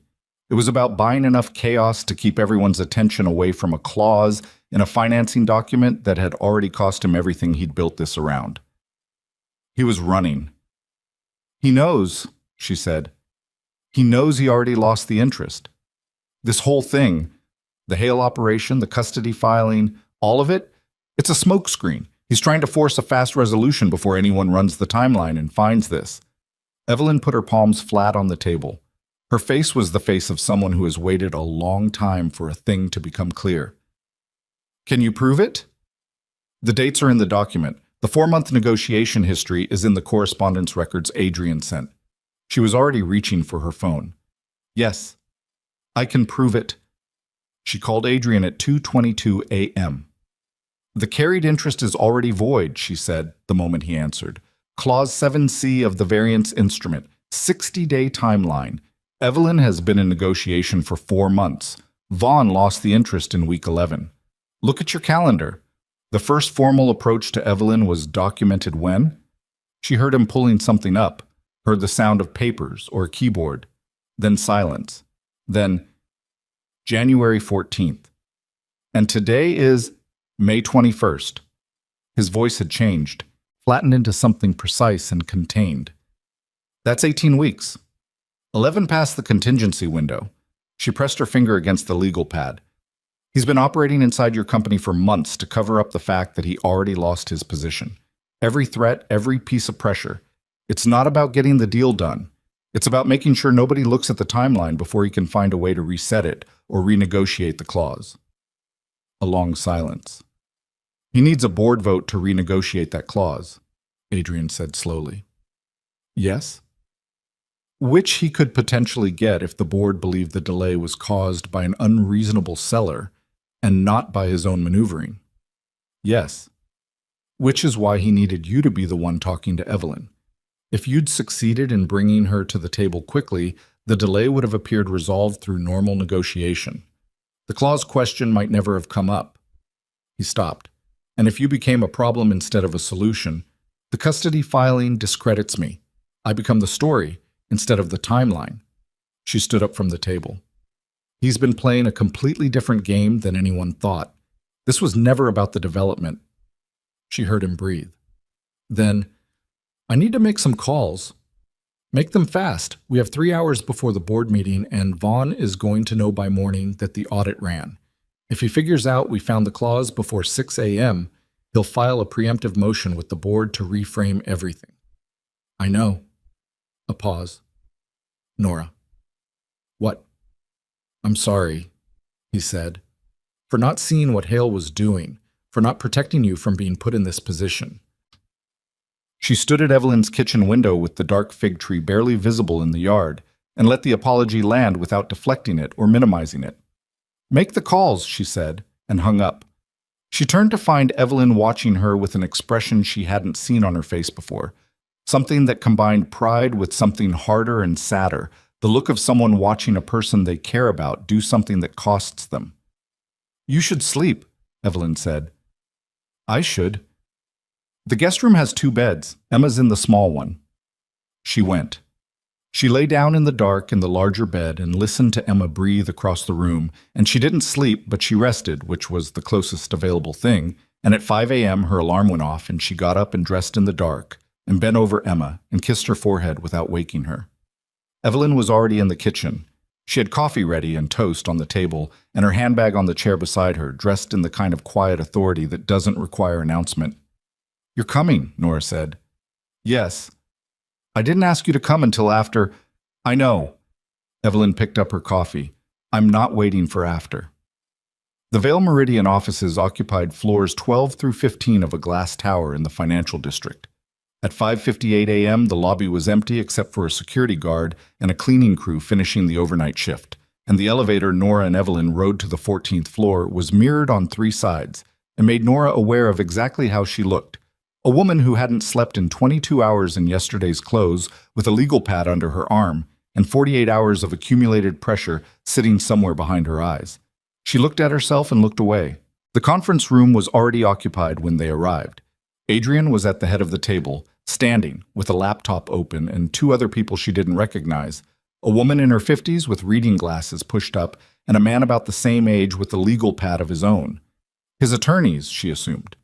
2 board members had arrived early, both men, both older, both doing the thing where they looked at Nora and Evelyn and then at Adrian with a question in their expressions they hadn't yet formed into words. By 6:10, 6 of the 9 board members were seated, then 7, then 8. Sterling Vaughn walked in at 6:14. She had not seen him in person before. She'd built him from a voice and a set of documents and the shape of the damage he'd caused, and the in-person version was smaller. Not physically, he was not a small man, but there was something about him that contracted when she looked at him directly. He wore the suit of a man who needed other people to feel it. He came into the room and his eyes moved immediately to her, and she watched the exact moment he registered that she knew, the slight tightening at the corner of his right eye, the almost imperceptible reset of his jaw. He looked at Evelyn. Then he sat down. Clifton Reese came in 30 seconds behind him, took the seat beside him, and did not look at anyone. 9 board members. Adrian at the head, his 2 attorneys at the side. Nora and Evelyn seated against the wall, which was where Adrian had put them, not at the table, which had been Nora's choice. She didn't want to be at the table yet. Adrian called the meeting to order. He was different in this room than he'd been in the diner, in the parking lot, on the phone at 2 a.m. Not colder, more precise. He presented the audit findings without preamble, without softening, moving through the Hale communications and the Vaughn meetings and the parallel pressure strategy with the efficiency of someone who'd been awake all night organizing exactly this. He put documents on the screen. He cited dates. He was 3 minutes into it when Vaughn said, "This is an internal HR matter being dramatized for Sterling." Adrian didn't raise his voice. "You'll have time to respond." Vaughn's mouth closed. Adrian continued. He reached the custody filing. He put the date on the screen. Yesterday, 4:57 p.m. He put beside it the name of the junior associate who filed it and the associate's previous employment at Vaughn Capital. He let the board look at that for 5 full seconds before he moved on. Then he put Clause 7C on the screen. He put the timeline beside it. He put the date of the first formal approach to Evelyn, January 14th, beside both of them, and he let the math exist in the room without explaining it because it didn't need explaining. It was arithmetic. It was 18 weeks and 60 days, and 11 weeks past a contingency window, and every person in that room who'd been in business longer than 10 years understood immediately what they were looking at.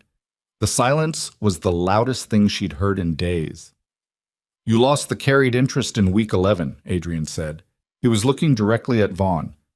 Every action taken through Marcus Hale, every communication, every piece of external pressure applied to Ms. Whitmore and Ms. Brooks was not in service of completing this development. It was in service of preventing this board from examining that timeline." He paused. "You've been using Vale Meridian's operational infrastructure to cover up the loss of your own financial position. That's not an investment dispute. That's fraud." The word landed in the room and didn't leave. Vaughn leaned forward. His voice was controlled. She'd give him that.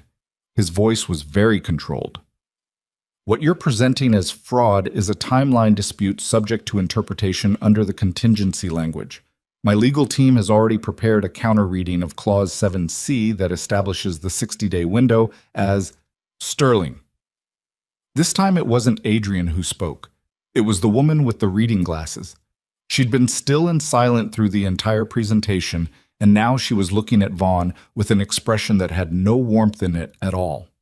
Her name, Nora would learn later, was Patricia Osei, and she'd been on the Vale Meridian board for 11 years. "We've been looking at this timeline for the last 4 minutes, and I don't see any interpretation that changes the arithmetic. January to May is not 60 days by any standard." Vaughn looked at her. Something shifted in his face, the first real crack. "Patricia, don't," she said simply. Reese had not spoken. Nora watched him. He was looking at the table with the expression of a man who has just realized the ship he's standing on is going down and is calculating how far the shore is. Adrian looked at Nora. She stood up. She hadn't prepared a speech. She'd thought about preparing one somewhere around 3 a.m. at Evelyn's kitchen table, and had decided against it because speeches were for people who needed to convince themselves as much as their audience. And she was past that point. She stood and she looked at the board. All 9 of them, moving her eyes from face to face the way she'd learned to read a room over a decade of carrying plates and managing the specific human weather of a diner. And she said, "My name is Nora Whitmore. I was hired by Adrian Vale 12 days ago to build a bridge between this company and Evelyn Brooks. What I actually became was a pressure instrument in a plan I wasn't shown." She held the legal pad against her side. "I'm not going to tell you what to do about Sterling Vaughn. You have attorneys for that, and frankly better information than I do about what the legal exposure looks like." She paused. "What I'm going to tell you is about the building you're trying to develop." She put the legal pad on the table and pushed it toward the center. Evelyn Brooks opened that diner in 1986. She was 33 years old, and she had $200 and a commercial lease she couldn't quite afford. She ran it for 38 years. She looked at Evelyn against the wall, who was sitting with her hands in her lap and her face still, and her eyes on Nora with full attention. "When I was 17 years old, I was 2 months out of foster care. I had $70 and no address, and I walked into that diner because it had a help wanted sign in the window. Evelyn Brooks looked at me for about 30 seconds and hired me and sent me to the back to eat something before I started my shift." She paused. "That's not a story about charity. That's a story about what that building actually is. It's a decision-making infrastructure. It's a place where someone in a position of power looked at someone who had nothing and chose to invest instead of dismiss." The room was very quiet. "You want to put a tower there," she said. "I'm not here to tell you that's wrong. Development happens. Neighborhoods change. That's not the argument." She looked at Patricia Osei, then at the others. "The argument is that you had a chance to build something that honored what was already there. Not just a name in a lobby, but the actual function of the place, the actual reason it mattered. And instead of pursuing that chance, someone in this room spent 4 months building a covert operation to force an old woman out before anyone could count to 60. She let that sit. "The question in front of you right now is not just what to do about Sterling Vaughn. It's what kind of company you want to be when the lawyers are done with that part of it." She sat down. The room held its silence for a moment that had actual weight to it. Then Evelyn stood up. She didn't look at her notes. She didn't have notes. She stood up from her chair against the wall, and she looked at the board the way she looked at everything, directly, without ceremony, with the full authority of someone who'd been in rooms where people tried to diminish her for 4 decades and had never once let it take. "I'm not going to tell you my story again," she said. "Nora told it, and she told it accurately." She paused. "What I'll tell you is what I need. Not what I want, what I need. Because I think the reason this has been so difficult is that nobody in this process has asked me that question directly and waited for the actual answer." She laid it out. The same things she'd told Nora at her kitchen table, but in this room, at this table, with these 9 people. And it landed differently because she was here to receive it rather than Nora carrying it secondhand. The diner in perpetuity, the community infrastructure, real housing, real kitchen programming, real investment in the neighborhood instead of a name on glass. When she finished, Patricia Osei said, "Is there a development structure that accommodates what Ms. Brooks is describing and still produces viable returns on the primary tower?" Adrian's attorney answered. "Yes," she said. "It reduced yield by approximately 12% on the primary instrument, but remained well above the threshold returns for the development's original financing." Patricia looked at Adrian. "And you're prepared to pursue that structure?" "Yes," Adrian said. She looked at Vaughn. Vaughn was looking at the table. "I'd like to call for a procedural vote," Patricia said, "to suspend Sterling Vaughn's board participation pending an independent review of the conduct described in this presentation." She looked around the table. "All in favor?" 7 hands. Reese did not raise his hand, but he did not speak either. He sat with his hand flat on the table and looked at the wall and was very still, the stillness of a man deciding what kind of person he's going to be in the next 10 seconds, and then his hand came up. Slowly. All the way. 8. Vaughn stood up. He stood up fast enough that his chair moved back and hit the one behind it. His face had finally done what faces do under terminal pressure. Shed the performance layer and gone to something rawer underneath. Not grief, not quite rage, more like the expression of a man watching the structure he built come off its foundation. "You don't have the votes to remove me from the carried interest position," he said. His voice was steady. She gave him that. "Whatever you vote here today, the financing instrument is a separate legal agreement. My attorneys will—" "Sterling," Patricia again, same flat tone. "The carried interest is void by its own terms. You know that. Your attorneys know that. The only question now is whether you want to add a protracted legal dispute to your existing exposure." She looked at him without any visible emotion. "I'd encourage you to talk to your lawyers before you finish that sentence." Vaughn looked at her. He looked at Adrian. He looked, finally, at Nora. And it was the look of a man identifying the precise point where his plan had failed him, locating it in a specific person, and finding that person looking back at him without flinching. He picked up his phone and his notepad from the table and he walked out. Reese followed 30 seconds later, quietly, without looking at anyone. The door closed. The room let out a collective breath that wasn't quite audible but was present. The physical pressure change of a held thing released. Someone poured water. Someone else opened a laptop.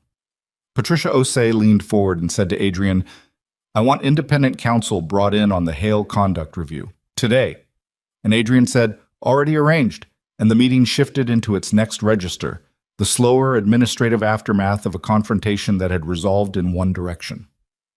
Nora was looking at her phone. There was a voicemail from her attorney. Timestamp 6:41 a.m., 18 minutes ago, while she'd been in this room. She stepped out into the hallway and listened to it standing against the wall with the hum of the building's ventilation system around her and the glass city visible through the window at the end of the corridor. Her attorney's voice was careful and precise, the voice of someone delivering information they verified before calling. The emergency custody motion had been filed by a party with no standing to file it. The junior associate was not on record as counsel in the Whitmore custody case and had filed under an incorrectly formatted emergency classification. The court clerk had flagged the procedural defect at opening of business. The motion had been administratively dismissed at 6:22 a.m. before it had ever reached a judge's desk. A procedural defect. It hadn't even made it to a judge. Vaughn had built the entire filing around a junior associate who wasn't actually authorized to file it because he'd been moving so fast, covering his position before the board meeting, that he'd made a basic procedural error. She lowered the phone.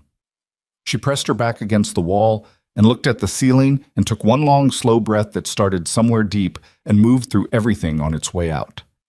The motion was dismissed. Emma was still hers. The board had suspended Vaughn. The clause was void by its own terms. She stood in the hallway and felt all of it. Not euphoria, nothing as light as that. More like the feeling of a structure that's been under sustained lateral pressure finally finding its vertical again. The relief of something that has not fallen. She was still standing there when the conference room door opened and Evelyn came out into the hallway and looked at her. "Well," Evelyn said. "The custody motion was dismissed," Nora said. "Procedural defect."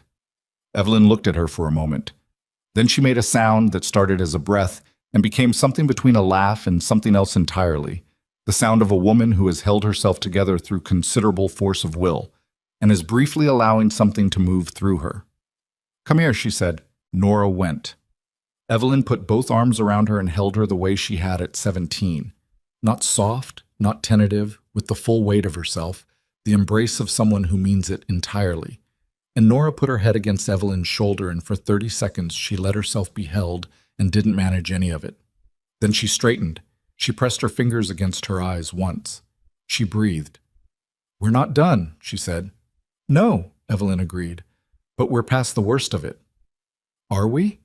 Evelyn looked at her steadily. "Sterling Vaughn is going to get up tomorrow morning and he's going to still be Sterling Vaughn. He's going to have lawyers, and he's going to have money, and he's going to have the particular kind of tenacity that belongs to people who've never really lost before." She paused. "But he's going to be doing all of that without a board position, and without a carried interest, and without Marcus Hale." She tilted her head slightly. "And we're going to be doing what we're doing with Adrian Vale's full institutional support, with independent counsel overseeing the process, and with a community benefit agreement that I intend to be written so tightly that it outlasts everyone in that room." Nora looked at her. "You've already thought about the agreement language." "I've been thinking about it for 4 months," Evelyn said. "I had a lot of time while people were calling me unreasonable." Through the conference room window behind Evelyn's shoulder, Nora could see Adrian Vale standing at the head of the table with his attorneys, the remaining board members around him, the city visible behind the glass in the early morning light. All of it in motion, all of it still unresolved in its particulars, still requiring the slow, careful work of turning a confrontation into an agreement and an agreement into something that would hold. Her phone buzzed. Emma. Not Emma, the Delaney Street number. She answered it. "Mama?" Emma's voice still sleep rough, slightly confused by the unfamiliar room. "Where are you?" "I'm at a meeting, baby. I'll be back soon. Gerald wants breakfast. Tell Gerald I'll be there in an hour." She paused. "Is Evelyn's house okay?" A moment of consideration. "It smells like soup," Emma said, which was a complete evaluation, and apparently a positive one, because she said, "Okay, 1 hour," with the authority of someone setting a deadline, and hung up. Evelyn was watching her with the expression she'd worn on and off since the night before, the one that was pride and something harder and sadder, and something else that Nora was only now beginning to read accurately. Not pity, not relief, something closer to recognition. The look of someone watching a person arrive at the version of themselves they were always going to be, and being glad they're still around to see it. Adrian came out of the conference room. He looked at both of them. He looked tired in a way that was honest, not performed exhaustion, the actual texture of a man who'd spent a night doing something that cost him. "The board wants to schedule a formal meeting with you," he said to Evelyn, "to discuss the community benefit agreement directly. No legal team intermediaries, you and the board, with independent counsel present for both sides." Evelyn said, "When?" "As soon as you're ready." She considered it for exactly as long as she needed to. "Next week," she said. "Tuesday. My house. They can come to me." Something crossed Adrian's face, not surprise exactly. More like the specific expression of a person encountering a standard they hadn't considered but immediately understood was correct. "I'll arrange it," he said. Nora looked at him. He looked at her. There was something in the space between them that hadn't been there 12 days ago when he'd sat down at her counter and ordered chicken and waffles. Something that had been built entirely out of 2 in the morning phone calls, and financing documents and the specific pressure of a situation that had tried its absolute hardest to break both of them. "Your car," he said, "the one that was repossessed, the day at the courthouse." She blinked. "What about it?" "I want to replace it." He held up a hand before she could speak, not as a gesture, not as something that creates an obligation, as a correction of a material circumstance that was used against you and Emma as part of a strategy designed to limit your options. He paused. "It's a separate matter from the contract, and I'd like to handle it separately if you'll let me." She looked at him for a long moment. "I'll think about it," she said. He nodded once.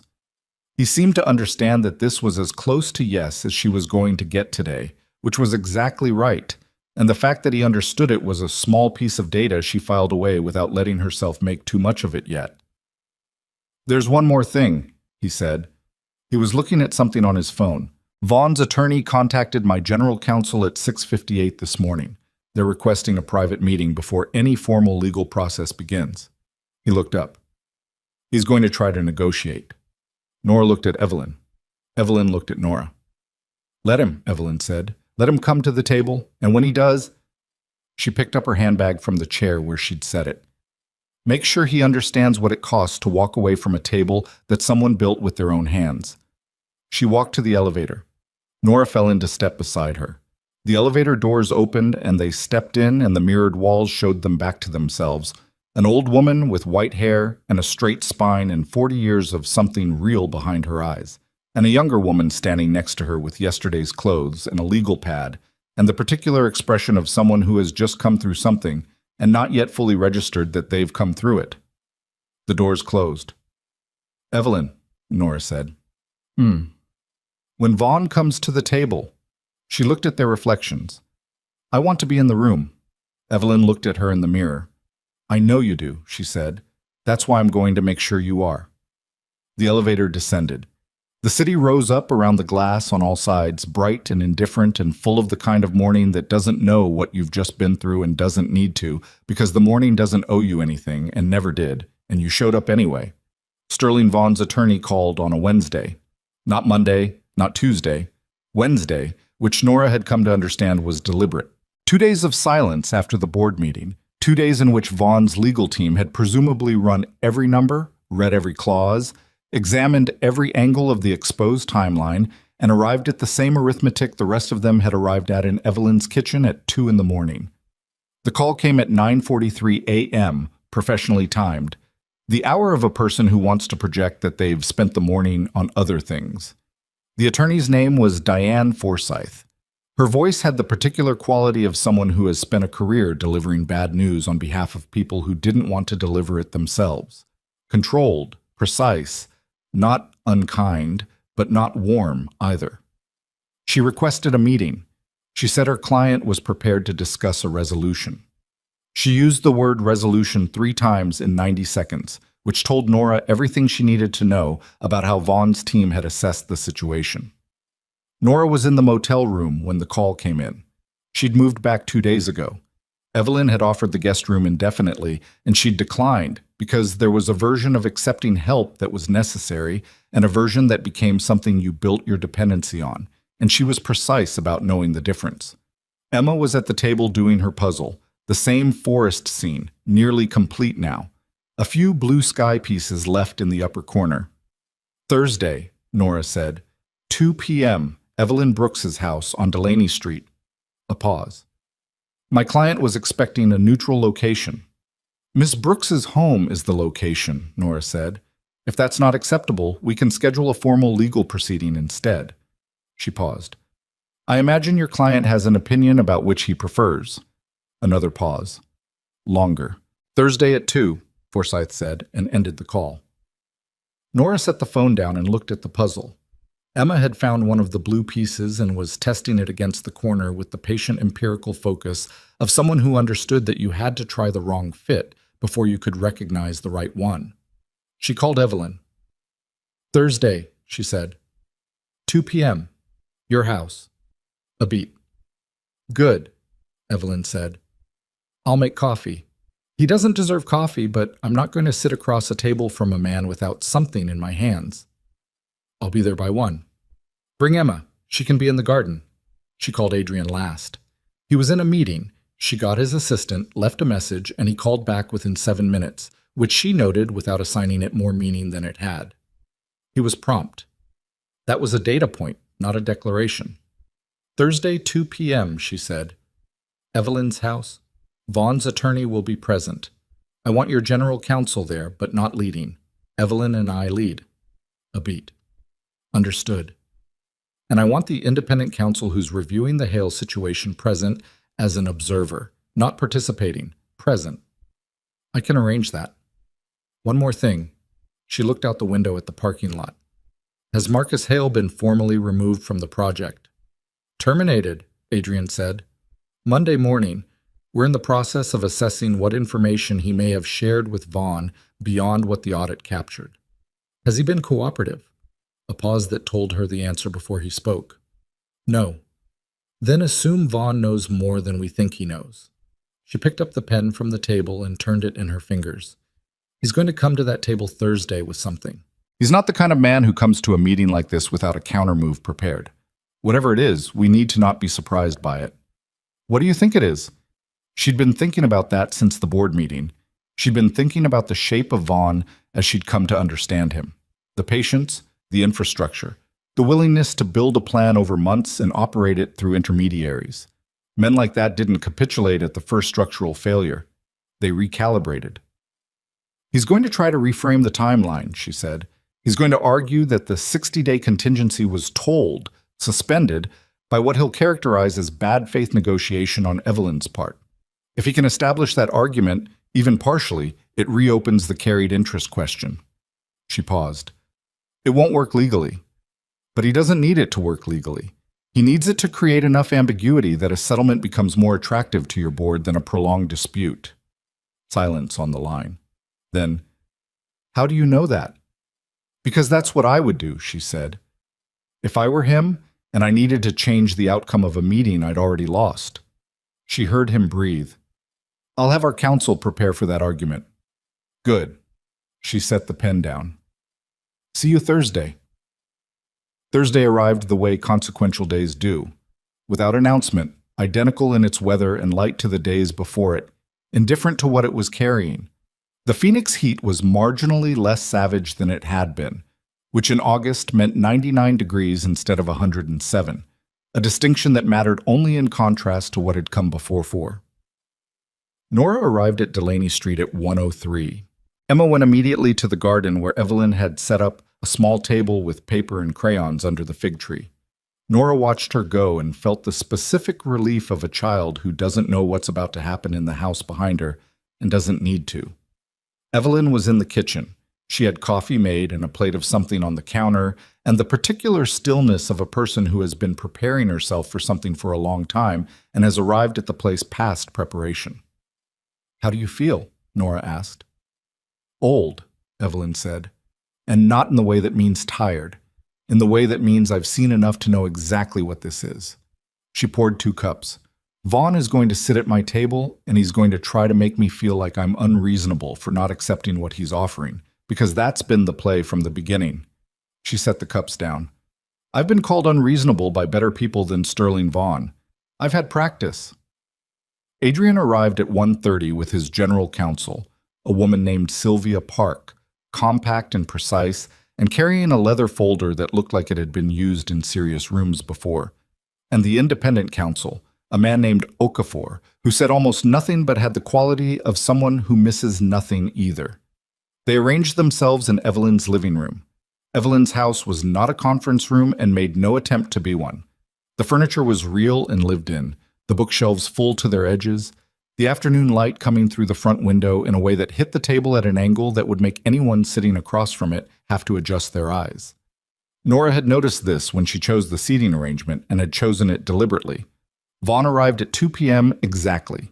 He came with Forsyth and one other attorney whose name Nora didn't catch. He was dressed exactly as she would have predicted.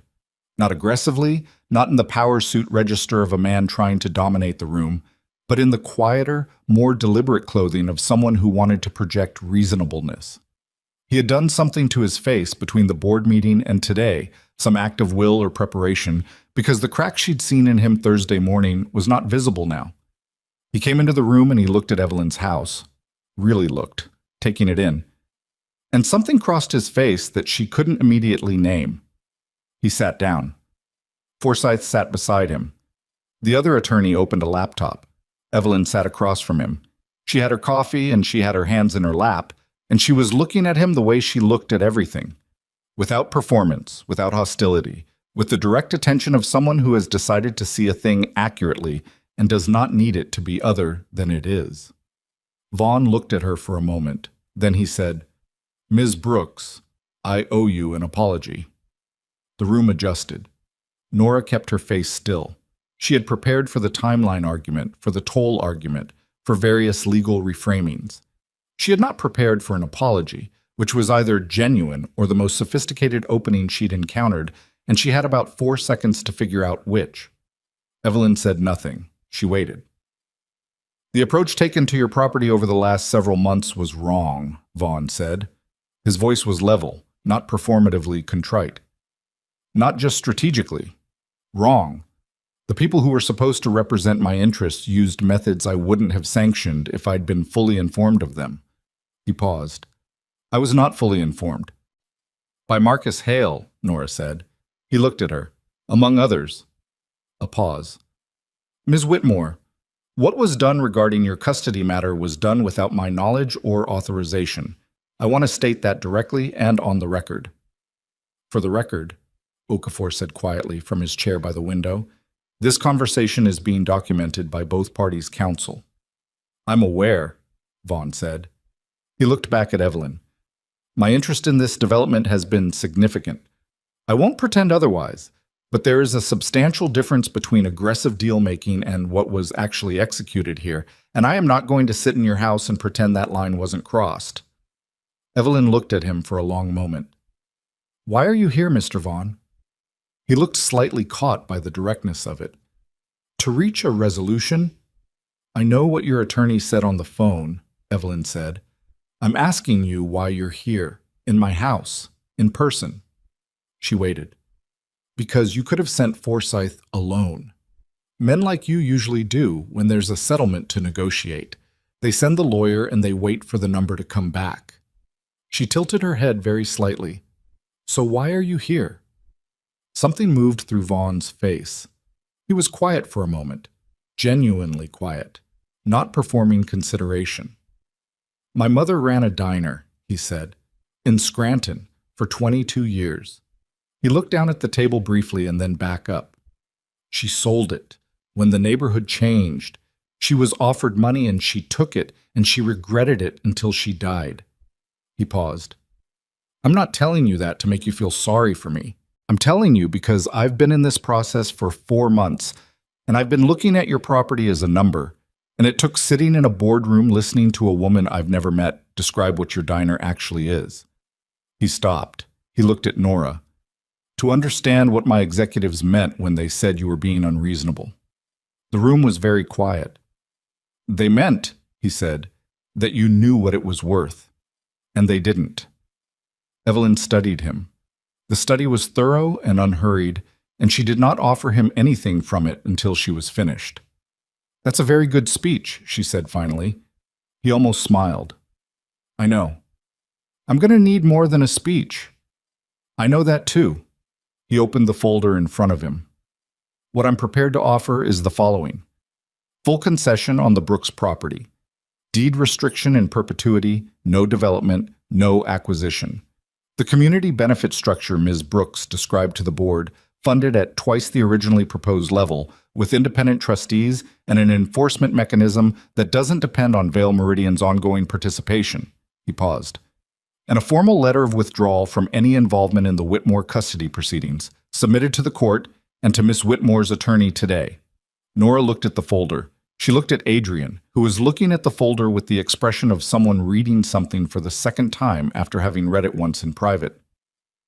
"You've already discussed this structure with Vale's counsel," she said. Vaughn looked at her. "Yes." "When?" "Yesterday morning." She looked at Adrian. He met her eyes. He called me Wednesday evening, Adrian said. After you and I spoke. I should have told you. I'm telling you now. She held his gaze for a moment. The specific quality of what she felt about that, the fracture of it, the fact that it wasn't a betrayal but was adjacent to one. She put it in a box and set the box on a shelf and did not open it in front of this room, because this room was not the place for it. What does Vale Meridian's concession look like? She said to Adrian, keeping her voice even. We absorb the full cost of the community benefit structure. The development proceeds on the remaining block with the modified yield, which the board approved this morning. He paused. And I'm personally guaranteeing the deed restriction enforcement, not the company, me, in writing. She thought about that. She turned it over and looked at its underside. What does Vaughn get? She said. Forsyth said, my client's cooperation with the independent investigation in exchange for the board's agreement not to pursue civil litigation on the carried interest question. The interest is void. That's agreed. In exchange for cooperation, no civil suit. Nora looked at Evelyn. Evelyn was looking at the table. She was turning her coffee cup slowly between her palms, the same gesture she'd made in the kitchen the first night, reading the financing documents. She was thinking, and she was doing it without apology or performance, taking the time it required. The independent trustees for the community fund, she said. I choose 2 of the 5. Forsyth looked at Vaughn. He nodded. The enforcement mechanism for the deed restriction, Evelyn said. I want it triggered not just by construction or development, by any change of use. If that building becomes anything other than what it is, the restriction activates. Adrian's counsel made a note. And the letter to the court regarding Miss Whitmore's custody matter, Evelyn said. She looked at Vaughn directly. I want to read it before it's filed. Vaughn looked at her. You want to read my attorney's letter? I want to know what you're actually saying, Evelyn said. Because a letter that says we had no involvement is different from a letter that says we actively introduced false information into a legal proceeding, and I want to know which one it is before we agree to anything. The room was very still. Vaughn looked at Evelyn for a long moment. Something in his face had the quality of a man being seen in a way he hadn't anticipated and finding it less intolerable than he'd expected. Forsyth, he said quietly. Forsyth opened a document on the laptop and turned it to face Evelyn. Evelyn read it. She took her time. No one spoke. The afternoon light moved on the table. From the garden, faint and distant, they could hear Emma talking to Gerald about something with great seriousness. Evelyn looked up. She looked at Nora. Nora leaned across and read the letter. It was 3 paragraphs. The second paragraph used the words actively provided and materially false. It named the junior associate. It named Vaughn Capital as the source of the instruction. It did not equivocate. She sat back. She looked at Vaughn. He was watching her with the particular expression of a man waiting for a verdict and not pretending otherwise. Why? She said. You didn't have to go this far. You could have written the other letter and we'd have had a harder time proving the difference. He was quiet for a moment. Because I'm 63 years old, he said, and my mother sold her diner. And I've spent 40 years building things on top of things that were already built by someone else. And I told myself that was just how development works. He paused. It took sitting in a boardroom and watching the arithmetic of what I'd actually done get laid out on a screen in front of 9 people who knew me to understand that I'd stopped being able to tell the difference between aggressive and wrong a long time ago. He looked at the table. I'm not asking for your forgiveness. I'm asking you to let me do something that's actually correct while I still can. The room held that. Evelyn set down her coffee cup. She looked at Nora. Nora looked back at her and gave her nothing. Because this was Evelyn's to decide and always had been, and Nora's job right now was to make sure no one else's weight was in the room. Evelyn looked at Vaughn. I accept, she said, on the conditions as stated. The paperwork took 2 hours. Sylvia Park and Forsyth sat at the kitchen table and worked through the language while Okafor observed, and Adrian stood in the hallway making calls, and Nora sat on the porch steps and watched Emma in the garden. Emma had abandoned the crayons and was now attempting to teach Gerald to identify plants by touching their leaves, describing each one with the focused pedagogy of a child who has decided that stuffed animals deserve education. Samuel Mercer arrived at 4:15. He knocked on the garden gate rather than the front door, which was how Nora knew Evelyn had called him, and he came through the garden with his color fully restored and his posture better than it had been on the courthouse gravel, and an expression that was trying very hard not to be pleased with itself. "Miss Whitmore," he said. He was looking at her with the warmth of someone who had been told a story about what she'd done and had been wanting to tell her something about it since. "Samuel." She stood from the steps. "How are you feeling?" "Better than I deserve," he said, "given that I apparently tried to die in a parking lot." He came and sat beside where she'd been on the steps, settling carefully. "Adrian called me this morning, told me what happened. Most of it was enough." He was quiet for a moment, watching Emma in the garden. "She's yours." "Yes." "She looks like you. She has better judgment than me. She was born with it." He almost laughed. "Adrian also told me he offered to replace your car." "He did. And you said you'd think about it." "I did." He was quiet. "You know, I've known Adrian Vale since he was 11 years old. His parents died when he was 15, and I stepped in where I could, which was not always enough and not always right." He folded his hands on his knees. "He's made a great deal of money, and he's been careful with most of it, and careless with some of it, the way people are. He's built things that mattered and things that didn't." He paused. What he did in that boardroom, walking into a structured presentation that could have cost him operational control of the biggest development his company has run, he didn't do that for the business. Nora looked at him. "I'm not telling you what to do with that information," Samuel said. "I'm just telling you what it is." She looked back at the garden. Emma had found a caterpillar and was introducing it to Gerald with the gravity of a formal occasion. "He kept things from me," she said. "The Wednesday call with Vaughn." "He did." "That's the kind of thing that compounds." "It can," Samuel said. "Or it's the kind of thing that, when it happens once and is owned honestly and doesn't happen again, becomes part of the foundation instead of a crack in it." He paused. "Depends entirely on what both people do with it." She sat with that. The paperwork was signed at 6:12 p.m. Forsyth filed the letter to the court electronically at 6:27. Nora's attorney called at 6:41 to confirm receipt and to tell her, in the careful voice of someone who has seen a lot of custody cases and knows better than to celebrate prematurely, that the filing materially changed the landscape of the modification motion and that Trevor's legal team had already requested a continuance, which in her opinion was the first gesture of a side that was reassessing its position. Nora listened to all of it standing on Evelyn's porch in the cooling evening air, with the city's lights beginning to come up in the middle distance, and Emma asleep in the garden chair with Gerald on her chest, having worn herself completely out in the business of education. She thanked her attorney and ended the call, and stood there for a while with the phone against her sternum and the evening around her and the specific quality of a silence that is not empty but full of the weight of what has just concluded and the shape of what comes after, which is not nothing, which is actually everything, but which is quieter and slower and requires a different kind of attention than crisis does. Evelyn came out and stood beside her. They looked at the city together without speaking for a while, the way people do who have been through something together and are in the part that comes after the through. "What happens to the diner now?" Nora said. "It stays," Evelyn said. "Which is what it was always going to do." She paused. "I want to bring someone in to help manage it. I'm not going to pretend I'm not 71 years old. I need someone who knows what it is and knows how to keep it being what it is."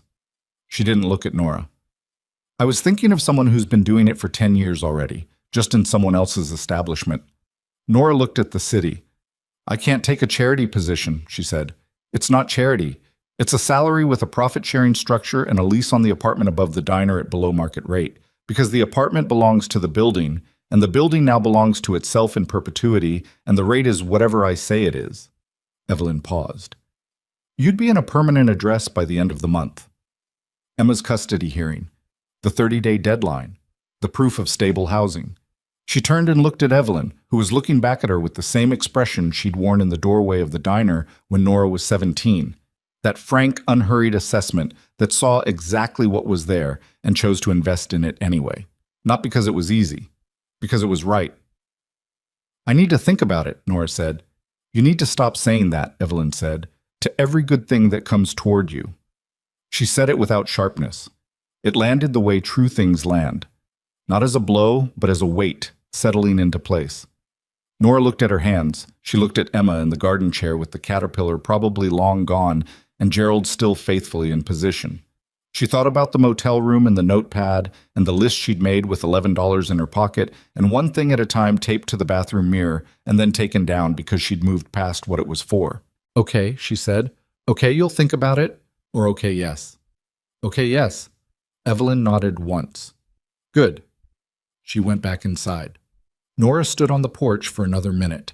Then she went into the garden and sat in the chair beside Emma and put her hand lightly on her daughter's knee without waking her and looked at the fig tree in the last of the evening light, dark and heavy with late summer weight, the kind of tree that has been somewhere long enough to have opinions about itself. She heard the front door open and close, footsteps on the porch. She didn't turn around. Adrian came through the garden gate. He stopped a few feet away when he saw Emma asleep and adjusted his approach accordingly. Quieter, careful, the specific consideration of a person recalibrating to a room's actual contents. He came and sat on the garden bench across from her. He didn't speak. She appreciated that. They sat like that for a while in the cooling evening, the city sounds low and distant, Emma's breathing even and slow between them. You should have told me about the Wednesday call, she said. Not hard, just said. Yes, he said. I should have. If this is going to be... She stopped. She started again. If there's going to be anything between us that's real, I need to know things when they happen. Not managed, not sequenced, when they happen. He was quiet for a moment. That's a fair requirement. It's not a requirement, she said. It's just what I need. She looked at him. There's a difference. He looked back at her. The evening was doing something to the light in the garden. That specific hour when everything softens without losing its shape. When the day hasn't quite ended and the night hasn't quite started and the space between them is briefly its own thing. I know the difference, he said. She believed him. That surprised her a little. Not that he'd said it, but that she believed it. She filed that away. I'm taking the position with Evelyn, she said. The diner. The apartment. He nodded. He didn't perform anything about it. Not relief, not satisfaction, just acknowledgement, clean and present. I'm going to be busy for a long time, she said. The custody hearing, the new position, getting Emma settled in the apartment, the community benefit structure, getting stood up. I'm going to be in a sustained period of not having room for complications. Okay, he said. That's not me telling you to go away. I know. That's me telling you what I have room for, so you're not surprised by it. She looked at Emma. I don't move fast. Not anymore. Neither do I, he said, when it matters. She looked at him again. He was not performing patience. She'd seen perform patience. She knew its texture, the slightly staged quality of it, the way it asks to be noticed. This was just stillness, the actual kind. My car, she said. Something shifted in his expression, careful, not sure where this was going. I'll let you replace it, she said. Not as a gift, as a loan. I'll pay it back out of the salary, at a rate we agree on, with terms in writing. She paused. Because I'm not interested in owing you things I didn't agree to owe you. But I'm also done refusing useful things out of pride when Emma needs a car seat in a reliable vehicle. He looked at her for a long moment. Deal, he said. Good. They were quiet again. Emma moved slightly in the chair, resettling, and Gerald slid 6 inches, and Nora caught him without looking and set him back on her chest, a motion so automatic it didn't register as effort. Across the garden, the fig tree moved in a small breeze that came and went.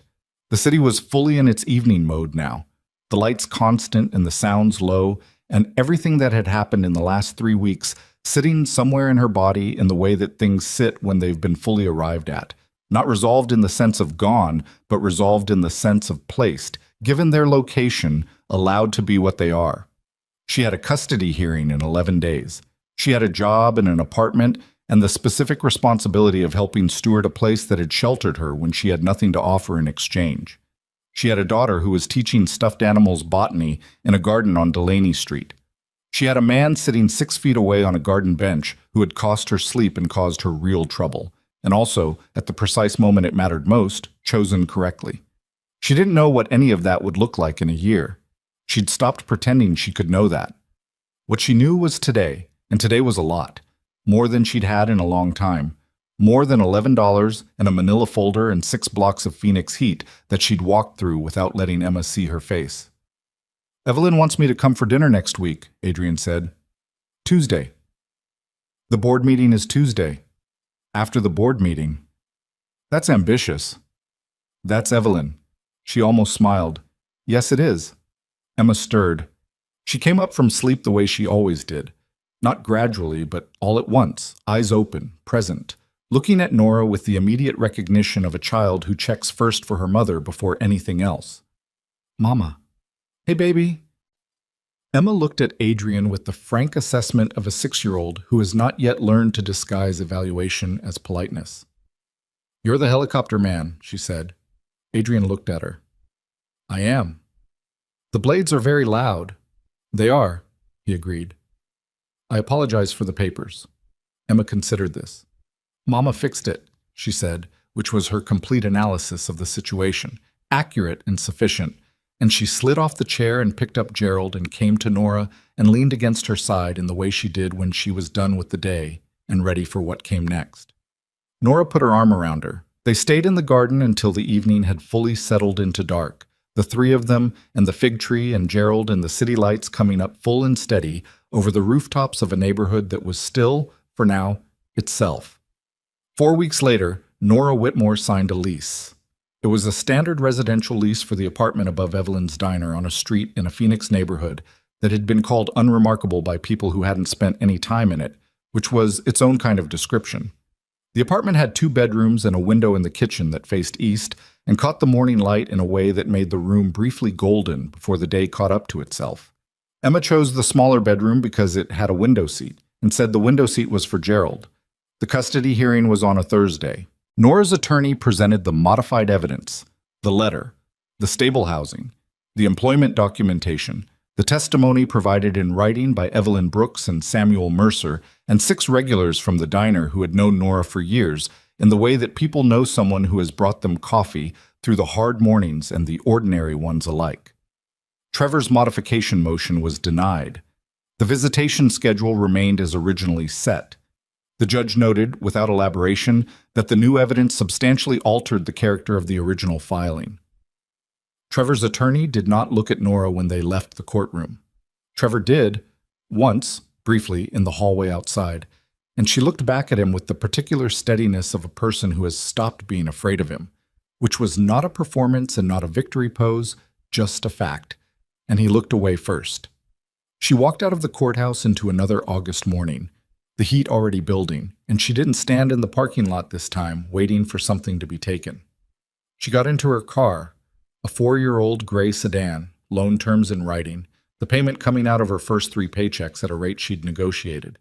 And she drove to the diner and parked in the spot that was hers and went inside and started the coffee maker, pressing the handle down for the full 3 seconds, and waited for the morning shift to begin. The community benefit structure was stood up in October. 2 of the 5 trustees were Evelyn's choices. The housing program broke ground in November. The kitchen training program took its first cohort in January, 12 people, 8 of whom had been living below the poverty line when they applied, learning in the same building where Evelyn had once handed a 17-year-old girl a plate of food before she'd earned a single dollar. Marcus Hale cooperated eventually. It took his own attorney explaining the exposure to him in a way that apparently translated. His cooperation confirmed what the audit had suggested and added details that made the independent counsel's report longer and more specific and useful to the people it needed to be useful to. Sterling Vaughn did not go quietly, exactly, but he went. There was a settlement that Nora was not party to and did not need to be. He divested his position in the Meridian development. He started something else, somewhere else, which was probably true to his nature and not something she spent energy on, because her energy had better places to go. The diner thrived, which is not a word that means easy. It means alive. It means the fourth Thursday of every month when the neighborhood association met at the big corner table. It means the Tuesday regulars and the Wednesday lunch crowd and the high school kids who came after 3 and stayed until 5 doing homework in the back booth. It means Evelyn at the counter on Saturday mornings, drinking her coffee and watching the room with the satisfaction of something that had endured what it needed to endure and come through it still itself. Samuel Mercer came in twice a week. He drank decaf. Nora had quietly switched him to decaf 6 weeks in, and he either hadn't noticed or had decided not to make an issue of it, which was a different kind of victory than the boardroom, but not a smaller one. Adrian came in on Thursdays. Always Thursdays, always at 7:30, always the same stool at the counter, always the coffee first and then whatever was on special, never the chicken and waffles again, which she'd asked him about once, and he'd said he didn't want to have a thing, and she'd understood that. The deliberate avoidance of a symbol that might mean more than the reality it pointed to. He was careful in that way. She was learning to trust the carefulness. They were slow, which was right. Slow in the way of things built on actual ground, rather than on the urgency of crisis and proximity. Slow in the way that meant they were still there when the emergency was over. Slow in the way that turned out to be the only way either of them knew how to build anything worth keeping. One evening in late September, a Thursday, after the dinner rush had cleared and the diner was down to 2 tables and the low amber light of the end of a shift, Emma was doing homework in the corner booth where Nora could see her. Gerald was propped against the napkin dispenser. She was working on something with a pencil, her tongue at the corner of her mouth. The deep focus of a child who takes work seriously when she decides it deserves seriousness. Adrian was at the counter with his second coffee, reading something on his phone, not looking at Nora, not performing the act of being there, just there. Evelyn came through from the kitchen and stood at the end of the counter and looked at the room, at the 2 remaining tables, at Emma in the corner, at Adrian not performing anything, at Nora behind the counter with a dish towel, and the particular expression of someone who has found the center of gravity of their own life and is standing in it. She looked at all of it for a moment. Then she said to no one in particular, in the tone of someone noting a fact that has been true for a long time and is only now being said out loud, "This is what it was supposed to be." Nobody answered because it didn't require an answer. It was the kind of thing that was true on its own, that had been true since January 14th, when Evelyn had first said no to a man she'd never met. That had been true since a Thursday morning in August, when a woman walked out of a courthouse with $11 and refused to let anyone see her face fall. That had been true maybe since a girl of 17 came through a door looking for a job and someone handed her a plate of food before she'd done a single thing to earn it. Emma looked up from her homework. She looked at Evelyn, then at her mother, then at the window where the parking lot lights were coming on one by one against the early dark. "Mama," she said, "can Gerald have a hot chocolate?" "Gerald can have a hot chocolate," Nora said. She reached for the mug. She put the milk on. The diner settled into its evening quiet around her, the particular quiet of a place that has been here long enough to know what it is, and the lights were warm, and the coffee was on. And outside the city did what cities do, which is keep going, keep building, keep making the particular noise of people trying to make something from the raw material of their one life. And inside, for now, for tonight, the only sound was the milk steaming and a 6-year-old explaining to a stuffed rabbit what hot chocolate was for.